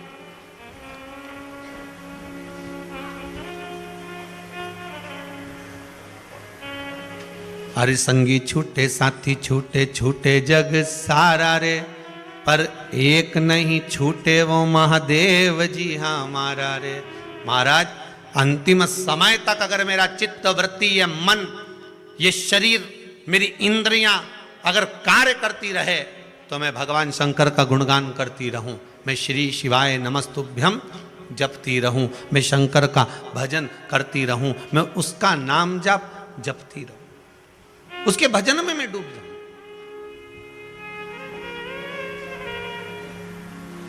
पार्वती मैया को मालूम नहीं था कि शंकर मिलेंगे कि नहीं मिलेंगे, पर इतना जरूर है कि अगर मैं शंकर की आराधना करूंगी, फिर वही वाली बात आ गई, एक जगह कुआं खोदे जाओ, खोदे जाओ, खोदे जाओ, खोदे जाओ, 10 जगह मत खोदना, एक जगह खोदे जाओ, पानी तो निकलेगा, भले थोड़ा निकले पर निकलेगा।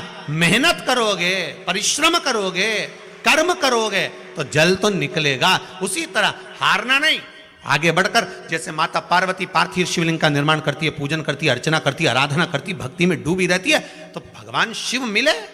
परीक्षा ली भगवान शंकर ने, कभी मगर बनकर आ गए, कभी पार्वती का हाथ पकड़ लिया मगर बनकर, कभी रूप रख कर आ गए, समझाने लगे, कभी नटराज बनकर आ गए, नाचने लगे, कुछ ना कुछ कर कर भगवान परीक्षा लेता रहा। आपके जीवन में भी अगर आप भगवान की भक्ति में डूबे हुए हो, भगवान के भजन में लगे हुए हो, स्मरण में लगे हुए हो, तो भगवान परीक्षा तो लेगा। यह मत सोचना कि भगवान परीक्षा नहीं लेगा, बहुत लेगा। यहां तक कि कथा में आ रहे हो ना, तब तक भी परीक्षा चालू है तुम्हारी। सास की तबीयत गड़बड़ हो गई है, अभी कहाँ जा रही है, बाद में चले जाना। सब तो जाता रहता है, बाद में चले जाना, कोई जाए उनके साथ चले जाना, अभी तो घर में रहे। आ रही थी, छोरा मालूम पड़े सर्दी हो गई, आते आते कहीं कुछ काम हो गया, फिर आते आते फिर कुछ काम आ गया, कर्म होता रहता होगा।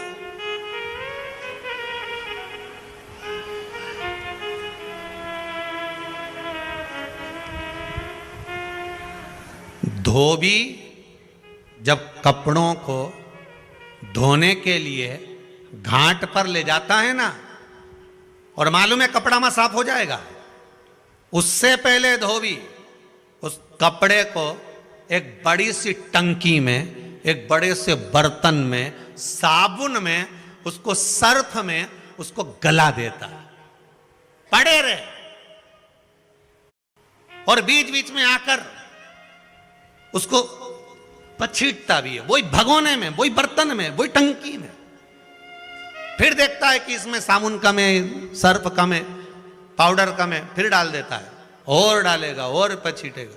फिर आखिरी में लेकर घाट पर पहुंचा है। अब घाट पर पहुंचने से पहले उसने कहा कपड़ा नहीं साफ हो रहा, तो नीचे से भट्टी भी लगा दी कि थोड़ा सा पक जाएगा, हो सकता है थोड़ा अच्छा गर्म पानी हो जाएगा तो थोड़ा और अच्छा हो जाए।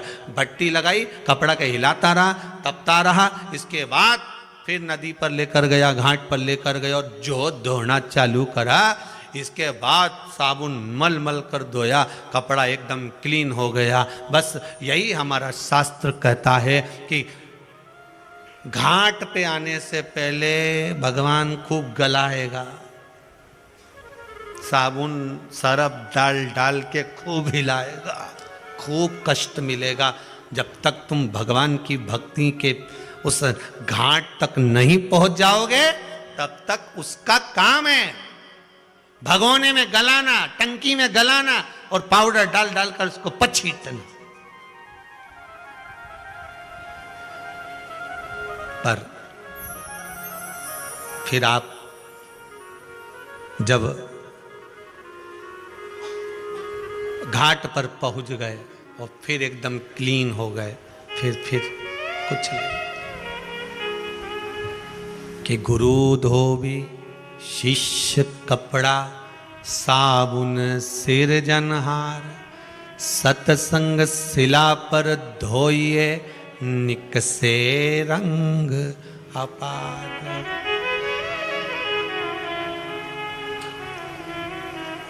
फिर वो धोए, ऐसी रंगो रे गुरुदेव चुनर मेरी, ऐसी रंगो गुरुदेव।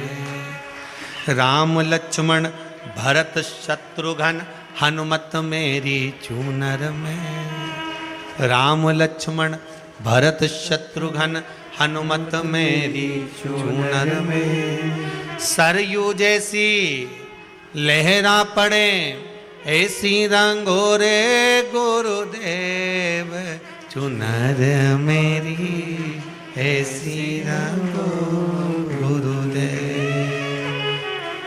ऐसी रंगो रे गुरुदेव चुनर मेरी, ऐसी रंगो गुरुदेव। महाराज वृंदावन गोकुल सा बूटा चमके चूनर में। महाराज ऐसी कृपा कर दो कि भक्ति का जब एक आनंद जल इस चूनर पर पड़े तो ये एकदम साफ हो जाए। शिव भक्ति निर्मलता देती है, शिव भक्ति विश्वास देती है। कोई आपसे पूछे कि शंकर जी की कथा सुनने से क्या मिलता है, तो आप कह देना धन दौलत की तो नहीं मालूम, संपदा और वैभव की भी नहीं मालूम, पर शिव महापुराण सुनने से विश्वास और बल मिलता है कि आगे करना क्या है।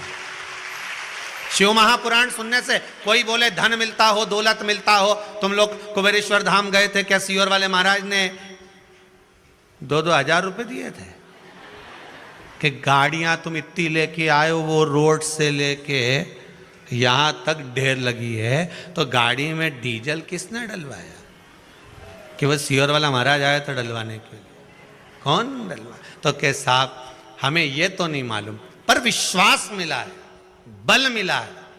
शिव महापुराण धन दी की नहीं दी, संपदा दी की नहीं दी, और आपकी मनोकामना पूर्ण हुई नहीं हुई वो आपके ऊपर है। हम कोई गारंटी तो नहीं ले, हम तो इतनी गारंटी जरूर ले सकते हैं जैसे सुखदेव जी महाराज ने राजा परीक्षित से कहा था। राजा परीक्षित बोल रहा था महाराज 7वें दिन मरने वाला हूं, कृपा कर दीजिए। भगवान बोले देख रहे दादा, मरेगा तो जरूर, मरना तो निश्चित है। बादाम खाएगा तो भी मरेगा, नहीं खाएगा तो भी मरेगा, गुलाब जामुन खाएगा तो भी मरेगा, नहीं खाएगा तो भी मरेगा, कहीं ऊपर पहाड़ पे जाएगा तो भी मरेगा, और जमीन पे रहेगा तो भी मरेगा। कई कई तो ऐसे हैं कि बाथरूम से नहा के आ रहे थे, फिसल गए तो निपट गए। इनका क्या? तो गारंटी तो किसी की नहीं। सुखदेव जी महाराज ने भी राजा परीक्षित से कह दिया, देख रहे राजा परीक्षित, मरना तो निश्चित है, पर तू कह कि 7 दिन बाद सांप डसने आने वाला है और मैं सांप से बच जाऊं, तो इसकी गारंटी नहीं है। आपसे भी निवेदन हाथ जोड़ कर रहे हैं, आप सोचो कि हम कुबेरेश्वर धाम आएंगे तो हमारा यह काम होना चाहिए, ये की गारंटी नहीं है। यहाँ कोई भभूति नहीं दी जाए, ना बेल दी जाए, ना कोई अंडा उखाड़ के दिया जाए कि महाराज सियोर वाला छू करेगा और निकल के बाहर आ जाएगा। यहाँ तो एक चीज की गारंटी है कि आप शंकर का अनुमोदन करोगे, शिव महापुराण की कथा श्रवण करोगे, और अगर विश्वास लेकर आए हो तो यहां तो विश्वास दिया जाता है और विश्वास लिया जाता है। यहां शिव के प्रति विश्वास जागृत कराया जाए। एग्जाम में बैठने से पहले ही तुम सोच लो, फेल हो गया तो? अगर तुम्हारे मन में आ गया कि फेल हो गया तो मतलब ये पक्का है कि तू तो गया, अब तो तेरा क्या होगा, का लिया। मतलब सीधी सीधी बात है। तुमने विचार कर लिया कि फेल हो गया तो, अरे परीक्षा हॉल में पहुंचने से पहले, पढ़ने से पहले, घर से निकलने से पहले मम्मी और पापा को, माता और पिता को, घर के बुजुर्गों को प्रणाम कर कर जाने से पहले, प्रणाम कर कर जाने से पहले उनको कह कर जाना कि मेरे मस्तक पर तिलक करो, जैसे पूर्व समय की रानियां, पूर्व समय की माताएं, वीर जब युद्ध करने जाता था तो उसके माथे पर तिलक कर कर भेजती थी, ले मैं तुझे तिलक कर कर भेज रही हूं। और वो कहता था मां जीत कर आऊंगा। वो आत्मविश्वास तुम्हारे भीतर होना चाहिए।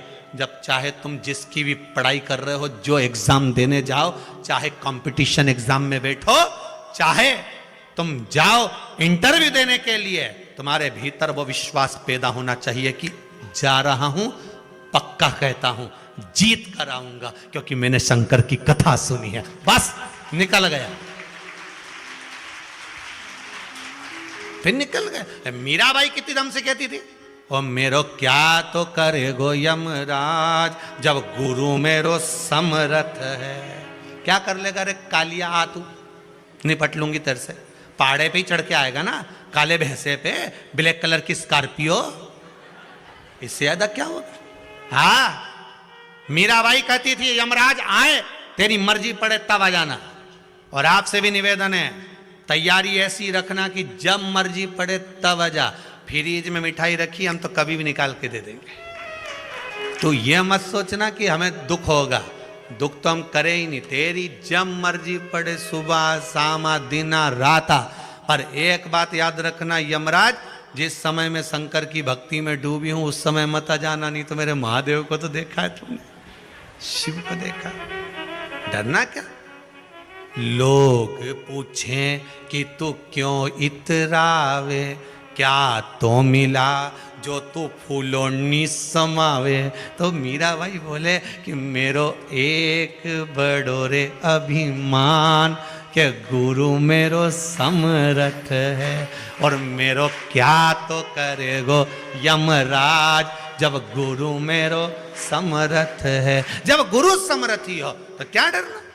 तो एक व्यक्ति खड़ा था, मीराबाई से कह रही, ओ मीरा, काय का तेरा गुरु समर्थी। वो चमड़े का जूता बनाने वाला रविदास, चर्मकार, चमड़े का जूता बनाए, वो तेरा गुरु है और तू उसका इतना अहंकार करती है। मीराबाई बोले भले वो चमड़े का जूता बनाए, पर आ मेरे गुरु की बराबरी कर कर बता दे। और पहुंच गई मीरा, और मीराबाई ने कहा गुरुदेव चलो मैं तुम्हारा गंगा के घाट पर आश्रम बनवा देती हूँ, वहां तुम्हें रख देती हूँ, वहां कुटिया बना देती हूँ। अरे मीरा, मैं गंगा के घाट जाऊंगा, इससे तो अच्छा गंगा यहाँ आ जाएगी। मीराबाई ने पास में खड़े हुए लोगों से कहा, अभी देख गंगा यहीं आएगी, घाट छोड़ के आएगी। तो मीराबाई ने कहा, गुरुजी बहुत प्यास लग रही है, मेरा भी मन करे कि गंगा मैया पानी पिला दे। जिस बर्तन में रविदास चमड़ा धोते थे, उसी बर्तन के हाथ जोड़ रहे हैं रविदास, और रविदास जी हाथ जोड़कर कहते, गंगा मैया मीरा को प्यास लग रही है, पानी दोगी। उस चमड़े के बर्तन धोने वाले पात्र में से एक सुंदर स्त्री का हाथ निकल कर आया जिसमें हीरे की चूड़ियां पहनी हुई थी, सोने का पात्र हाथ में था। ले रविदास ये पानी पी लीजिए, और रविदास के हाथ में पानी दे दिया। अब करे कोई बराबरी? करे कोई बराबरी? भगवान जात नहीं देखता, भगवान बिरादरी नहीं देखता। हम बहुत विद्वान हैं, बैकुंठ ही जाएंगे, कोई गारंटी नहीं दादा, कोई गारंटी नहीं। एक बहुत विद्वान कथाकार, बहुत विद्वान, खूब प्रवचन देते थे, मर गए। बैकुंठ का दरवाजा बंद था, संडे था।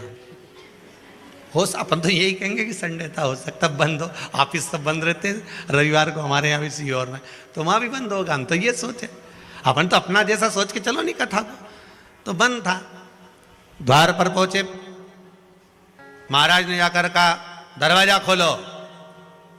द्वार पर बोले इतनी लंबी लाइन लगी है, दिख नहीं रही तुमको?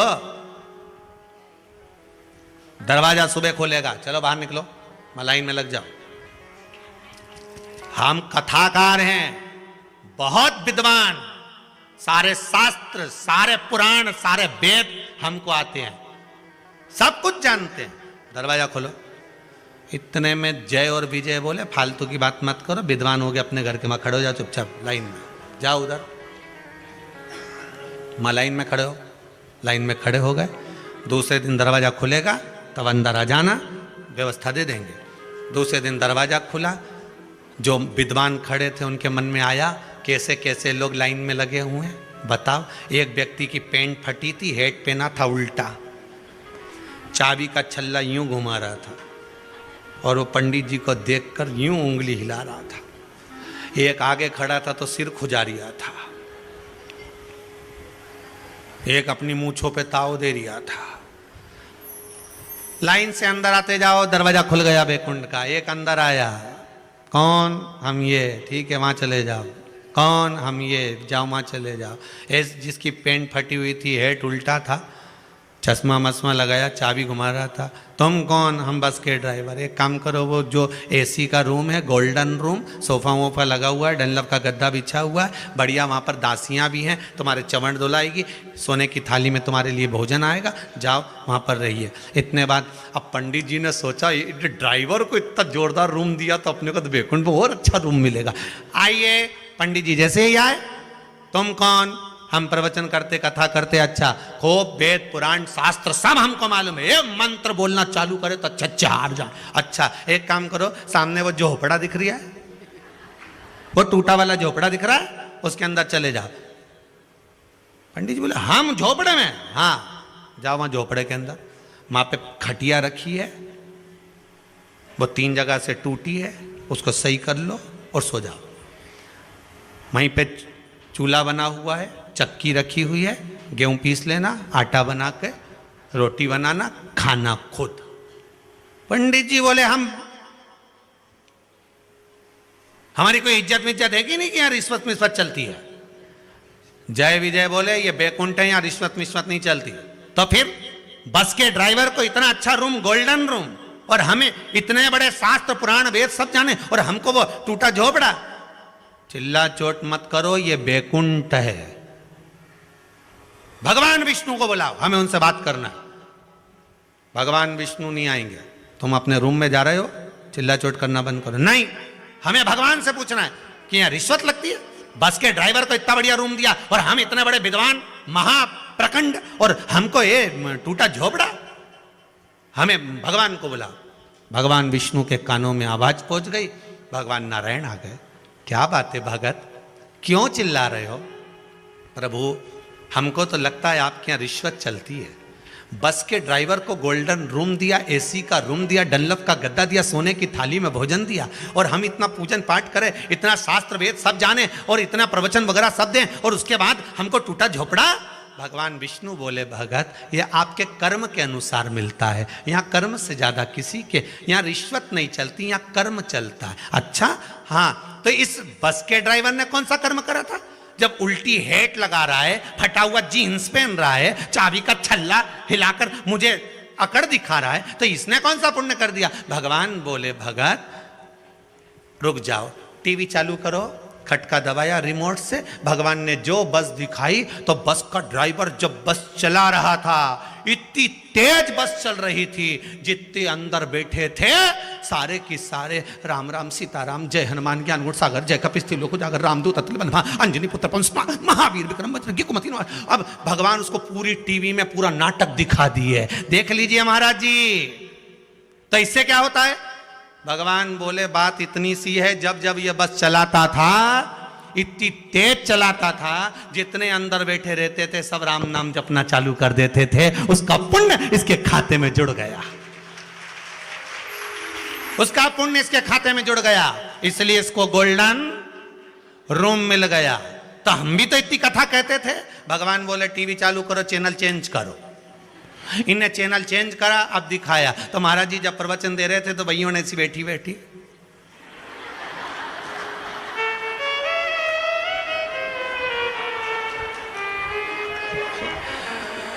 कोई इतनी दीवार की इधर उधर सब सोती फिरे, एक दो तो वहीं पसरी, अब वहीं पसरी गई। महाराज जी बोले बस अब तुम देख लो, अब कर्म के अनुसार तुमने कथा तो बाची पर सब सो रही थी। इसने दुनिया के लोगों को जगाकर राम नाम निकलवाया है, तुम चिल्ला चिल्ला कर कहेगा फिर भी राम नाम नहीं निकला, इसलिए तुम्हें झोपड़ा मिला है। कर्म के अनुसार मिलेगा। फिर निवेदन है, मत बुरे कर्म कर बंदे वरना पछताएगा, भगवान की आंखों से तू बच नहीं पाएगा, तू बच नहीं। आप कितना कर्म कर रहे हो, कैसा कर्म कर रहे हो? अपने परिवार के लिए, अपनी पत्नी के लिए, अपने बेटे के लिए, अपनी बेटी के लिए, अपने परिवार के लिए, अपना मकान बनाने के लिए, दुनिया की जायदाद तुमने केवल अपने लिए जोड़ी। कभी धर्म पुण्य सत्कर्म कभी प्रेम से करा? करवा चौथ पर जब पत्नी को लेकर कपड़े की दुकान पर गया था, साड़ी पत्नी को दिला रहा था, एक बार घर की अम्मा को भी याद कर लेता कि एक साड़ी अम्मा के लिए ले लो, एक साड़ी माताजी के लिए ले लो, एक साड़ी में अपनी माँ के लिए ले लो। पत्नी से कह रहा है तेरे को जो पसंद आए अच्छी दिखा, नया नया माल दिखा। एक आध लिया था कि चलो इतना बड़ा त्योहार है, पिताजी नहीं लाएंगे, कंजूस हैं। माँ भी कभी हर दिवाली पर कभी बाहर नहीं निकलती, पर और बस जगदम्बा के दिला लाया, एक से बढ़ बस। तो अब तू जगदम्बा को दिला के लाया है तो चंद्र घंटा भी घंटा बजाएगी, तो जा अभी जा।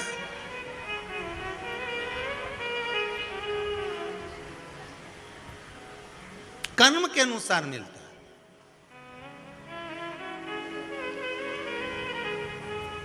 कोई कोई व्रत कर रहे हैं, पूजन कर रहे हैं, अर्चन कर रहे हैं, अभिषेक भी कर रहे हैं, फिर भी दुख नहीं कट रहा। समझ लेना कर्म बड़ा विचित्र है। पूर्व में जो करा था इतनी जल्दी नहीं कट रहा होगा। लगे रहो, लगे रहो, कुआं खोदते रहो, शंकर का गुणगान करते रहो, गाते रहो, कभी तो सुनेगा। कानों में भनक जाएगी तो सरी। फिर निवेदन है, चिल्लाते रहो, ए भैया जम जम की आवाज़ लगाते रहो। एक आध बार तो पलट के देखेगा, तुम उसको पुकारते रहो, पलट कर देखेगा जरूर। उसको बुलाओ तो।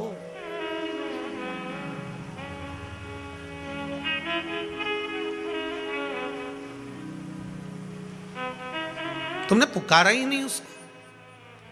थोड़ी देर आदत है लोगों की, कई लोगों की आदत है, थोड़े समय परिवार वालों ने बता दिया ऐसा कर लो, कर लिया, विश्वास हट गया, बस करा, हमारा काम ही नहीं हुआ। जब दवाई मिलती है कितने दिन की मिलती है? डॉक्टर कितने दिन की देता है? या तो 5 दिन की देगा या 7 दिन की देगा। बोलो सही है कि गलत है? तुम तो डॉक्टर से कहते नहीं साहब एक दिन की दवाई दो और आज ही आराम लगना चाहिए, आज की आज आराम लगे। तो डॉक्टर भी कहे लग तो जाएगा, पर वो साइड इफेक्ट हो सकता है कि कुछ ना कुछ बाद में प्रॉब्लम हो जाए, उसकी गारंटी नहीं है। लग तो जाएगा, एक दिन में आराम लग जाए तुम्हें, काहे की चिंता करो। चले जाओ किसी तांत्रिक के पास, चले जाओ किसी प्रपंची के पास, चले जाओ जहां ढोंग होता हो, एक दिन में आराम।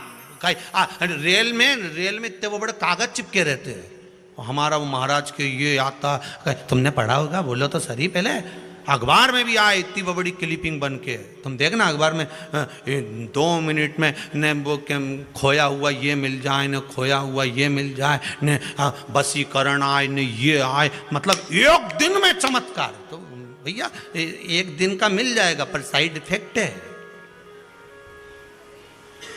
वो साइड इफेक्ट नहीं होता, को साइड में ले जाके पूरा धो देगा।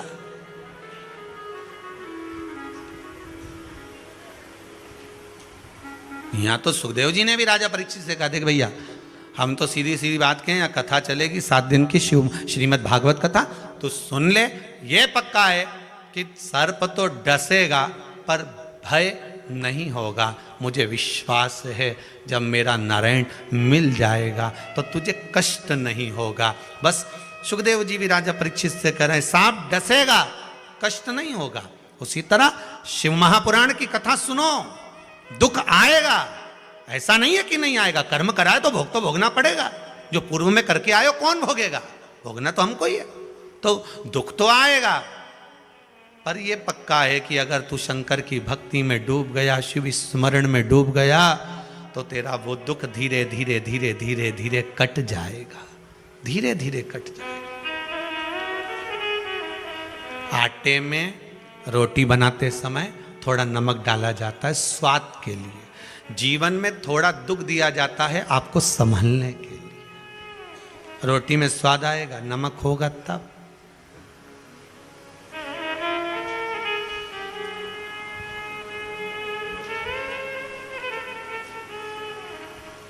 मिलेगा वो, ऐसा नहीं मिलेगा।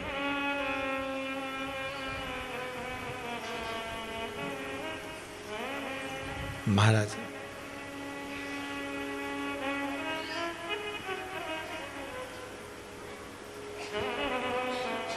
एक तो तेरी काशी सुंदर, दूसरी गंगा बहे,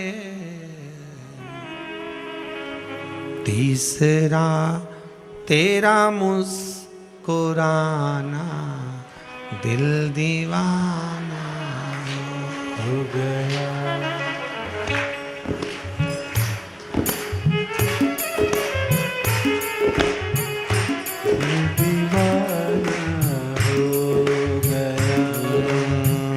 तेरी काशी में ओ भोले दिल दीवाना हो गया। तेरी काशी में ओ भोले दिल दीवाना हो गया।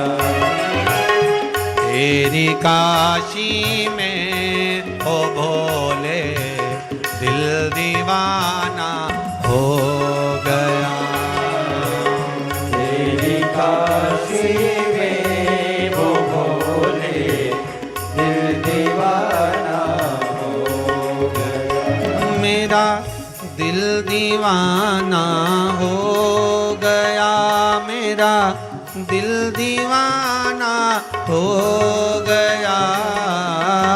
दिल दीवाना हो गया, मेरा दिल दीवाना हो गया। दिल दीवाना हो गया, मेरा दिल दीवाना हो गया। दिल दीवाना हो गया, मेरा दिल दीवाना हो गया। तेरी काशी में ओ भोले दिल दीवाना हो गया। तेरी काशी में वो भोले दिल दीवाना हो गया।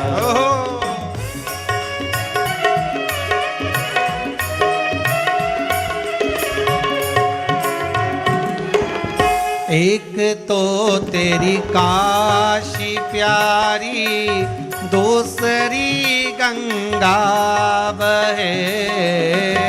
एक तो तेरी काशी प्यारी, दूसरी गंगा बहे। एक तो तेरी काशी प्यारी, दूसरी गंगा बहे। एक तो तेरी काशी प्यारी, दूसरी गंगा बहे। तीसरा तेरा मुस्कुराना दिल दीवाना हो गया। तीसरा तेरा मुस्कुराना दिल दीवाना हो गया। तेरी काशी में हो भोले दिल दीवाना हो गया। तेरी काशी में वो भोले दिल दीवाना हो गया। जय हो।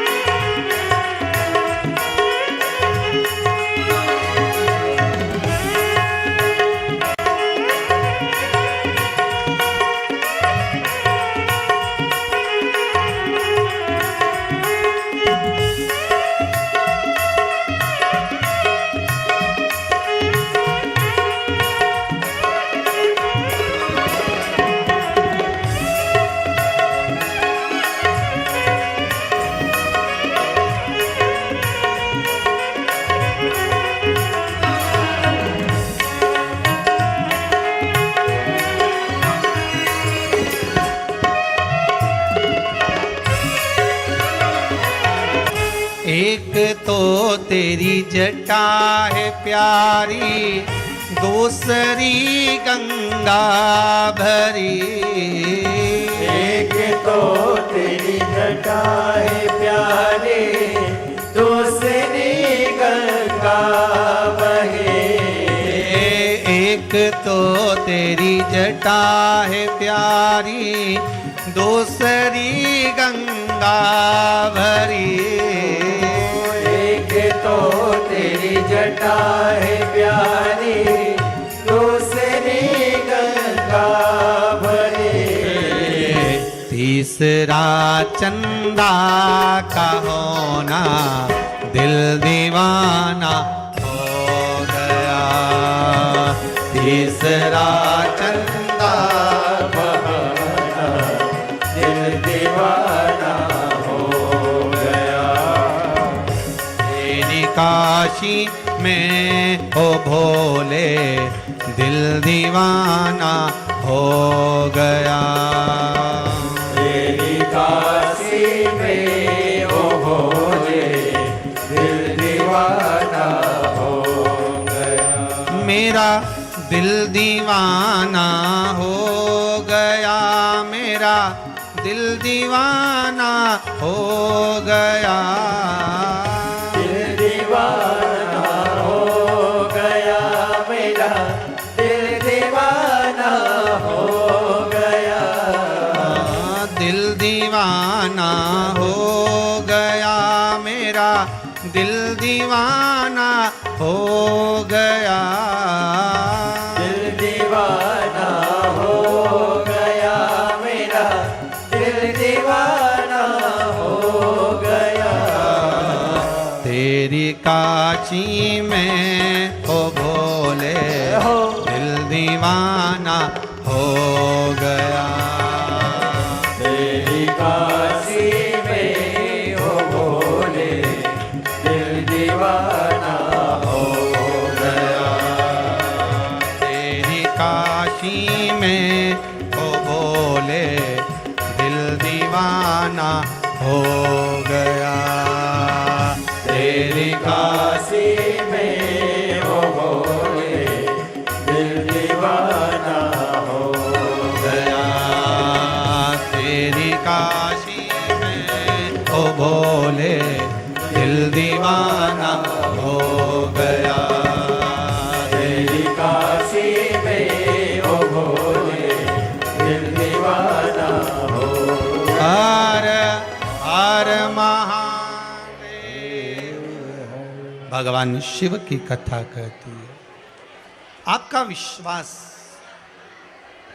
आपका भरोसा, आपकी दृढ़ता जहां है वहां बाबा सदा विराजमान।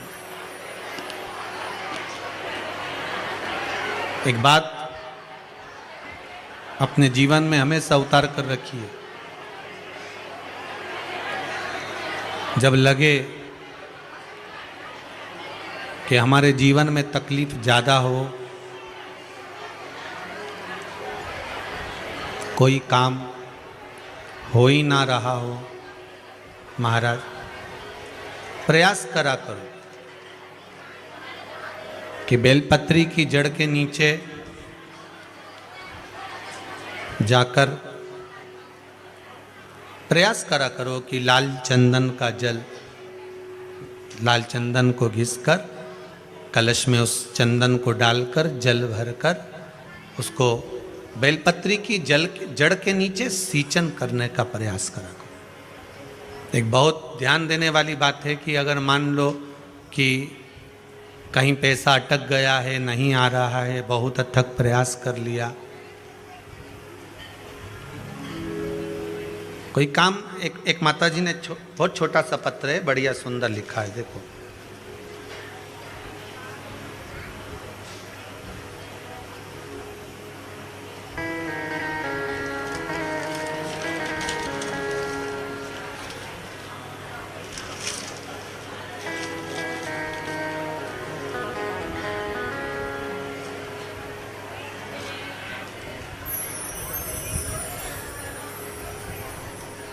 कोई देवास से कृतिका जी बारसकर जी हैं, कृतिका बारसकर। गुरुदेव, मेरे मकान का एक लोन का क्रम होना था, बहुत सालों से अटका पड़ा था और वो लोन हो ही नहीं रहा था, हर जगह से हार गए। तब कुबरेश्वर बाबा से विनती, आप ही हो बेटा, हाथ हिलाओ जरा। जब सब जगह से हार गए तब छोटा सा पत्र है बाबू आपका, बहुत सुंदर है, छोटा सा, ठीक है। हार गए तब बाबा से विनती कर कर गए और बाबा ने मेरे ऐसी कृपा कर दी कि मुझे उसके बाद में 3 दिन नहीं लगे और लोन मेरे हाथ में आ गया। ये बाबा की कृपा। आपका एक पत्र किसी बहन ने लिखा है, पत्र बहुत लंबा है, एक पत्र थोड़ा लंबा है पर पत्र अच्छा लिखा। देवास से सुनीता दवे जी हैं, बैठी हैं, देवास से सुनीता दवे। इन्होंने लिखा है, गुरुजी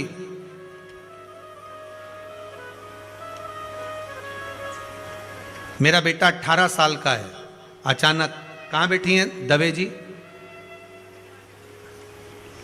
सुनीता जी दवे कहीं बैठी हैं, दिख रही कहीं? ऊपर तो नहीं, खिड़की में।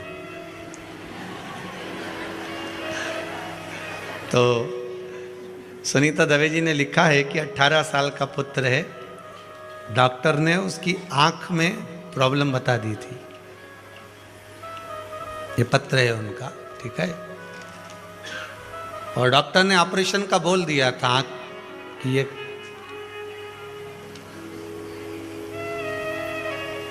कहीं बैठी हो तो जरूर बोलना, सुनीता जी दवे, देवास। 18 वर्ष के बेटे को डॉक्टर ने आंख में प्रॉब्लम बता दी, ऑपरेशन का बोल दिया। जब बहुत परेशान हो गए, सारे डॉक्टरों को दिखाया, इंदौर भी दिखाया है, देवास भी दिखाया है, और भी जगह जाकर दिखाया है, सभी ने ऑपरेशन का बोल दिया। तब बाबा देव अधिदेव महादेव का एक उपयोग करा, जल ले जाकर शंकर जी को चढ़ाना प्रारंभ करा। और जैसा आपने बताया था, कोई शिव जी की कथा में सुन लिया होगा, कोई प्रयोग वो कर लिया। और बाबा की कृपा ऐसी हुई, दूसरी बार जब डॉक्टर को दिखाने गए तो कहा ऑपरेशन की जरूरत नहीं, इसकी आंख ही ऐसी है, ऑपरेशन की जरूरत नहीं। इस पत्र को यहीं छोड़ रहा हूं मैं, आप बाद में भी पढ़ सकते हो आराम से, यहीं रखे रहते हैं सारे पत्र। हम लेके जाएं तो कहाँ जाएं, इतने सारे पत्र हैं, ठीक है। करेंगे भी क्या इतना, भाव लिखा है आपका इसमें, निर्मल भाव, केवल एक आपकी श्रद्धा।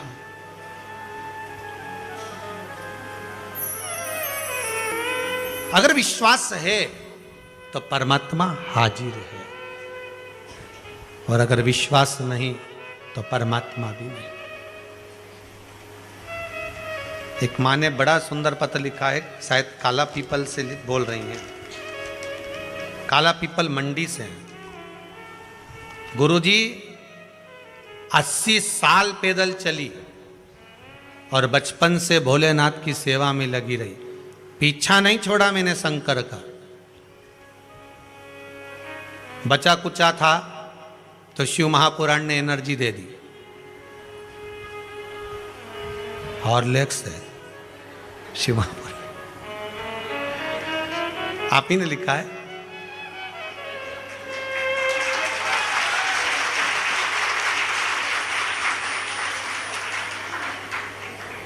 महाराज जी 3 बेटे हैं, बड़ी कृपा करी है मेरे महादेव ने। एक बेटे को मास्टर बना दिया भोलेनाथ ने, और बहू को बना दिया, वाह वाह वाह। तीसरा बेटा रेलवे में लग गया, ये भी बाबा की कृपा होगी। झोपड़ी में रहती थी मैं, आपने लिखा है माँ। एक जब 80 साल पैदल चली हूं तो गाड़ी की आस मैंने छोड़ दी थी, पर बाबा से मैंने विनती करी थी कि मरने से पहले एक बार गाड़ी में बिठा दियो। गाड़ी लेकर आई हूं कुबेरेश्वर के दरबार में, 4 व्हीलर। बैठो माँ बैठो, बहुत बहुत साधुवाद, बाबा की कृपा। 4 व्हीलर गाड़ी लेकर आई हूं बाबा के दरबार में, ये बाबा की कृपा है, दया। तेरे दरबार की बाबा निराली शान देखी है, तुझे देते नहीं देखा पर झोली भरी। माँ आपके चेहरे से ही लगता है कि आपने बहुत परिश्रम करा होगा। एक बार खड़े हो जाओ जरा, इनको भी आपका चेहरा दिखाओ कि कितना परिश्रम करा होगा। एक बार उधर भी मुंह कर लो, अपने जीवन का परिश्रम कितना करा होगा इस माँ ने, ये जानती होगी। हाँ जी, हो जाइए सीधे, बैठिए। ये परिश्रम है आपका, पर बाबा पर विश्वास। बैठिए माँ। जीवन का संघर्ष क्या होता है, परिश्रम क्या होता है। 80 वर्ष की आयु पर हिम्मत नहीं हारी। देवाधिदेव महादेव पर भरोसा अगर भारी है, शंकर पर अगर विश्वास है, तो जो कोई नहीं कर सकता वो मेरा महादेव कर सकता, वो मेरा देव। तेरे दरबार की बाबा निराली शान देखी है, तुझे देते नहीं देखा पर झोली भरी देखी है। बाबा मुख दुनिया मोड़ेगी, बाबा तू मुखड़ा ना मोड़ी, मेरी लगी परी तीनू, बाबा तू वे ना तोड़ी। सब मुख मोड़ लें, सारी दुनिया एक और हो जाए, पर बाबा कृपा ये रखना कि तू मुख मत मोड़ना। हे मना, ये शरीर है तो पापों से तो बहुत भरा होगा, कोई ऐसे ही थोड़ी ना मानव की देह मिल जाती है। महाराज 84 लाख योनियां केवल हमारे पाप कर्म को काटने वाली है, और उसमें जो मनुष्य का देह है जो पाप कर्म काटे हैं और जो पाप कर्म हम कर कर आए उसके भोग का ज्ञान कराने वाले। हमारे पांव में ठोकर लगी, हमारे पांव में चोट लगी, तो हमें ज्ञात होना चाहिए, हमें इस बात का ज्ञान होना चाहिए कि हमने कहीं किसी को चोट दी होगी, हमने किसी को ठोकर लगाई होगी, हमको लगी है। कोई हमको गाली दे, अगर कोई गधे को गाली देगा तो गधे के सूझ पड़ेगी, अरे बोलो तो सही, वो तो गधा।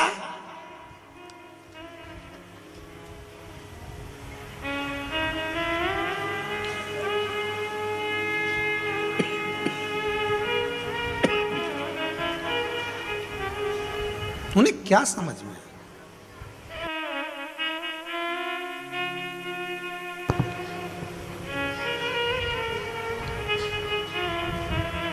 कोई अगर कुत्ता को गाली दे, श्वान को गाली दे, उसे मालूम पड़ेगा?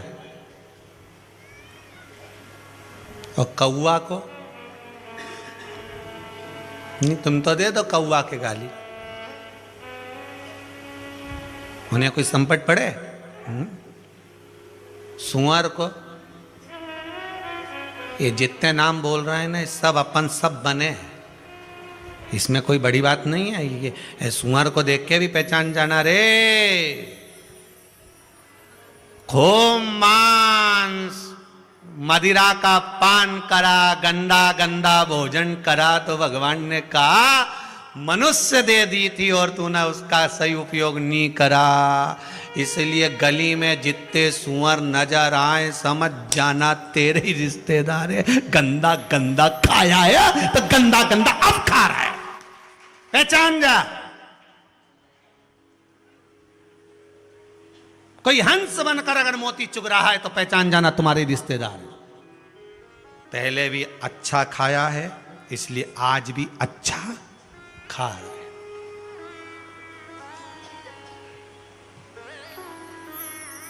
अच्छा खा रहा है। कोई मेंढक रात को टट्टर करता दिखे, तुम्हारे मोहल्ले में बहुत मेंढक जितने आए हो ना, हमारे यहाँ भी बहुत मेंढक है, आ जाना देख लेना, सीहोर में घना मेंढक मिलेगा। तुम्हारे यहाँ भी कमी थोड़ी ना मेंढक की, जितने लोग कथा सुन रहे हो, तुम्हारी कॉलोनी में मोहल्ला में घना मेंढक, तो जितने मेंढक को देखो उतने मेंढक को पहचान जाना कि भगवान ने मनुष्य का शरीर दिया था भगवान का भजन करने के लिए, पर जब जब रिश्तेदारों के यहाँ जाती थी अपना गुणगान गाती थी, मेरा छोरा मेरी छोरी, मैंने ऐसा करा, मैंने दान करा, मैंने पुण्य करा, मैंने ये करा, मैंने वो करा, मेरा घर, मेरी जमीन, मेरी जायदाद।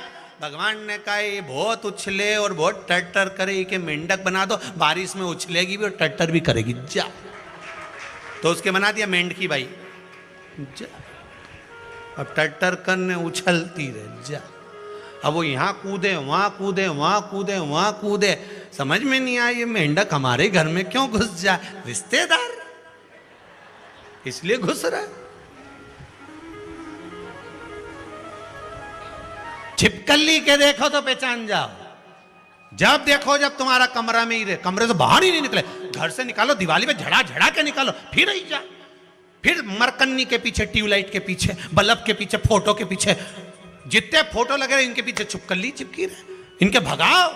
फिर घासलेट डाला, तेल डाला, इन्हें भगा दिया, झाड़ू से छोड़ दिया, फिर आ गई और ये मोटी सुर्रा की सुर्रा वहां चिपकी, वहीं चिपकी दीवार पे, ठीक है भगाओ वापिस आ जाए। पहचान जाना, अपने ही रिश्तेदार हैं। खूब किया मोहल्ले वालों ने, चल तीरथ करिया, चल कुबेरेश्वर चल, घर नहीं छूटे, सफाई करूंगी, दिवाली का टाइम है, थोड़ा सा काम करूंगी, घर नहीं छूटा। इसलिए भगवान ने कहा मरे तो छिपकली बना के घर में चिपका दो जाके। मैं चिपकी घर के अंदर, हटे ही नहीं। लोग झाड़ू से झुड़ाए तो नहीं हटला, जुड़ा ले। पहचान जाओ हमारी छिपकली भाई, अच्छा अब इनके पहचानो, ये जितना है नहीं, जू पड़ गए।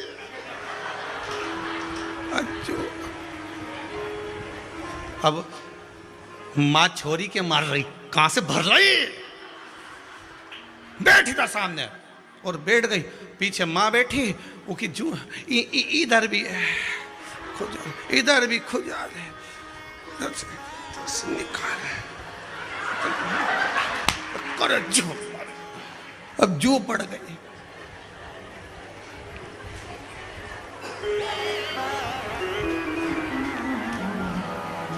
खूब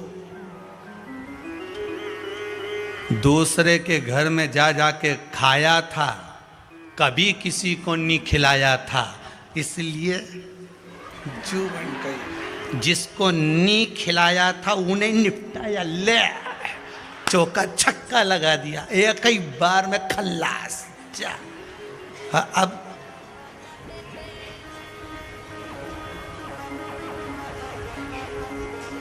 मुस्कुराओ मती, अपन सब भी बन चुके हैं, मुस्कुराने की कौन बात। इसलिए निवेदन है, मत बुरे कर्म कर बंदे वरना पछताएगा। भगवान की आंखों से तू बच नहीं पाएगा, तू बच नहीं पाएगा। अरे ओ अज्ञानी मत करना करो, अरे ओ मत करना करो।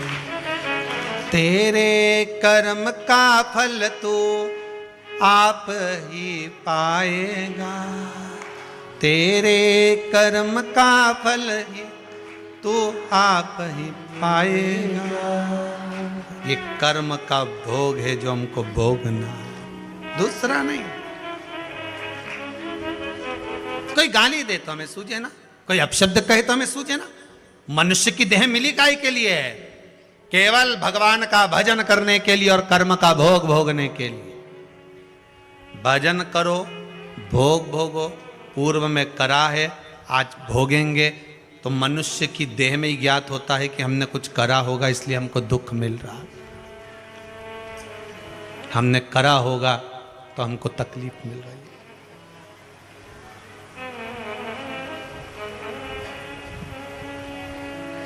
हमने करा होगा तो हमको मिल रहा,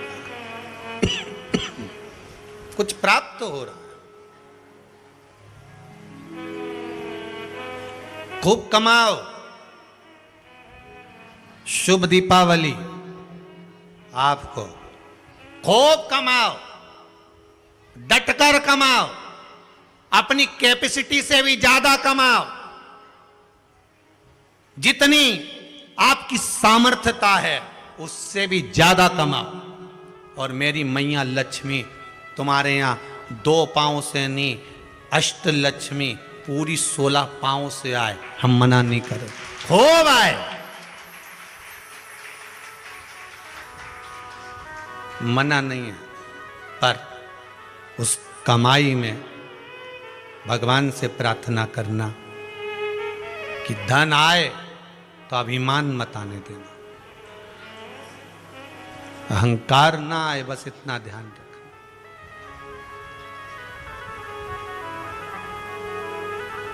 लाल चंदन का जो जल होता है, ये व्यक्ति के जीवन में जो धन कहीं रुक गया, अटक गया, नहीं दे रहा, बेलपत्री के वृक्ष के नीचे, जड़ के नीचे सींचन करने से वो प्राप्त हो।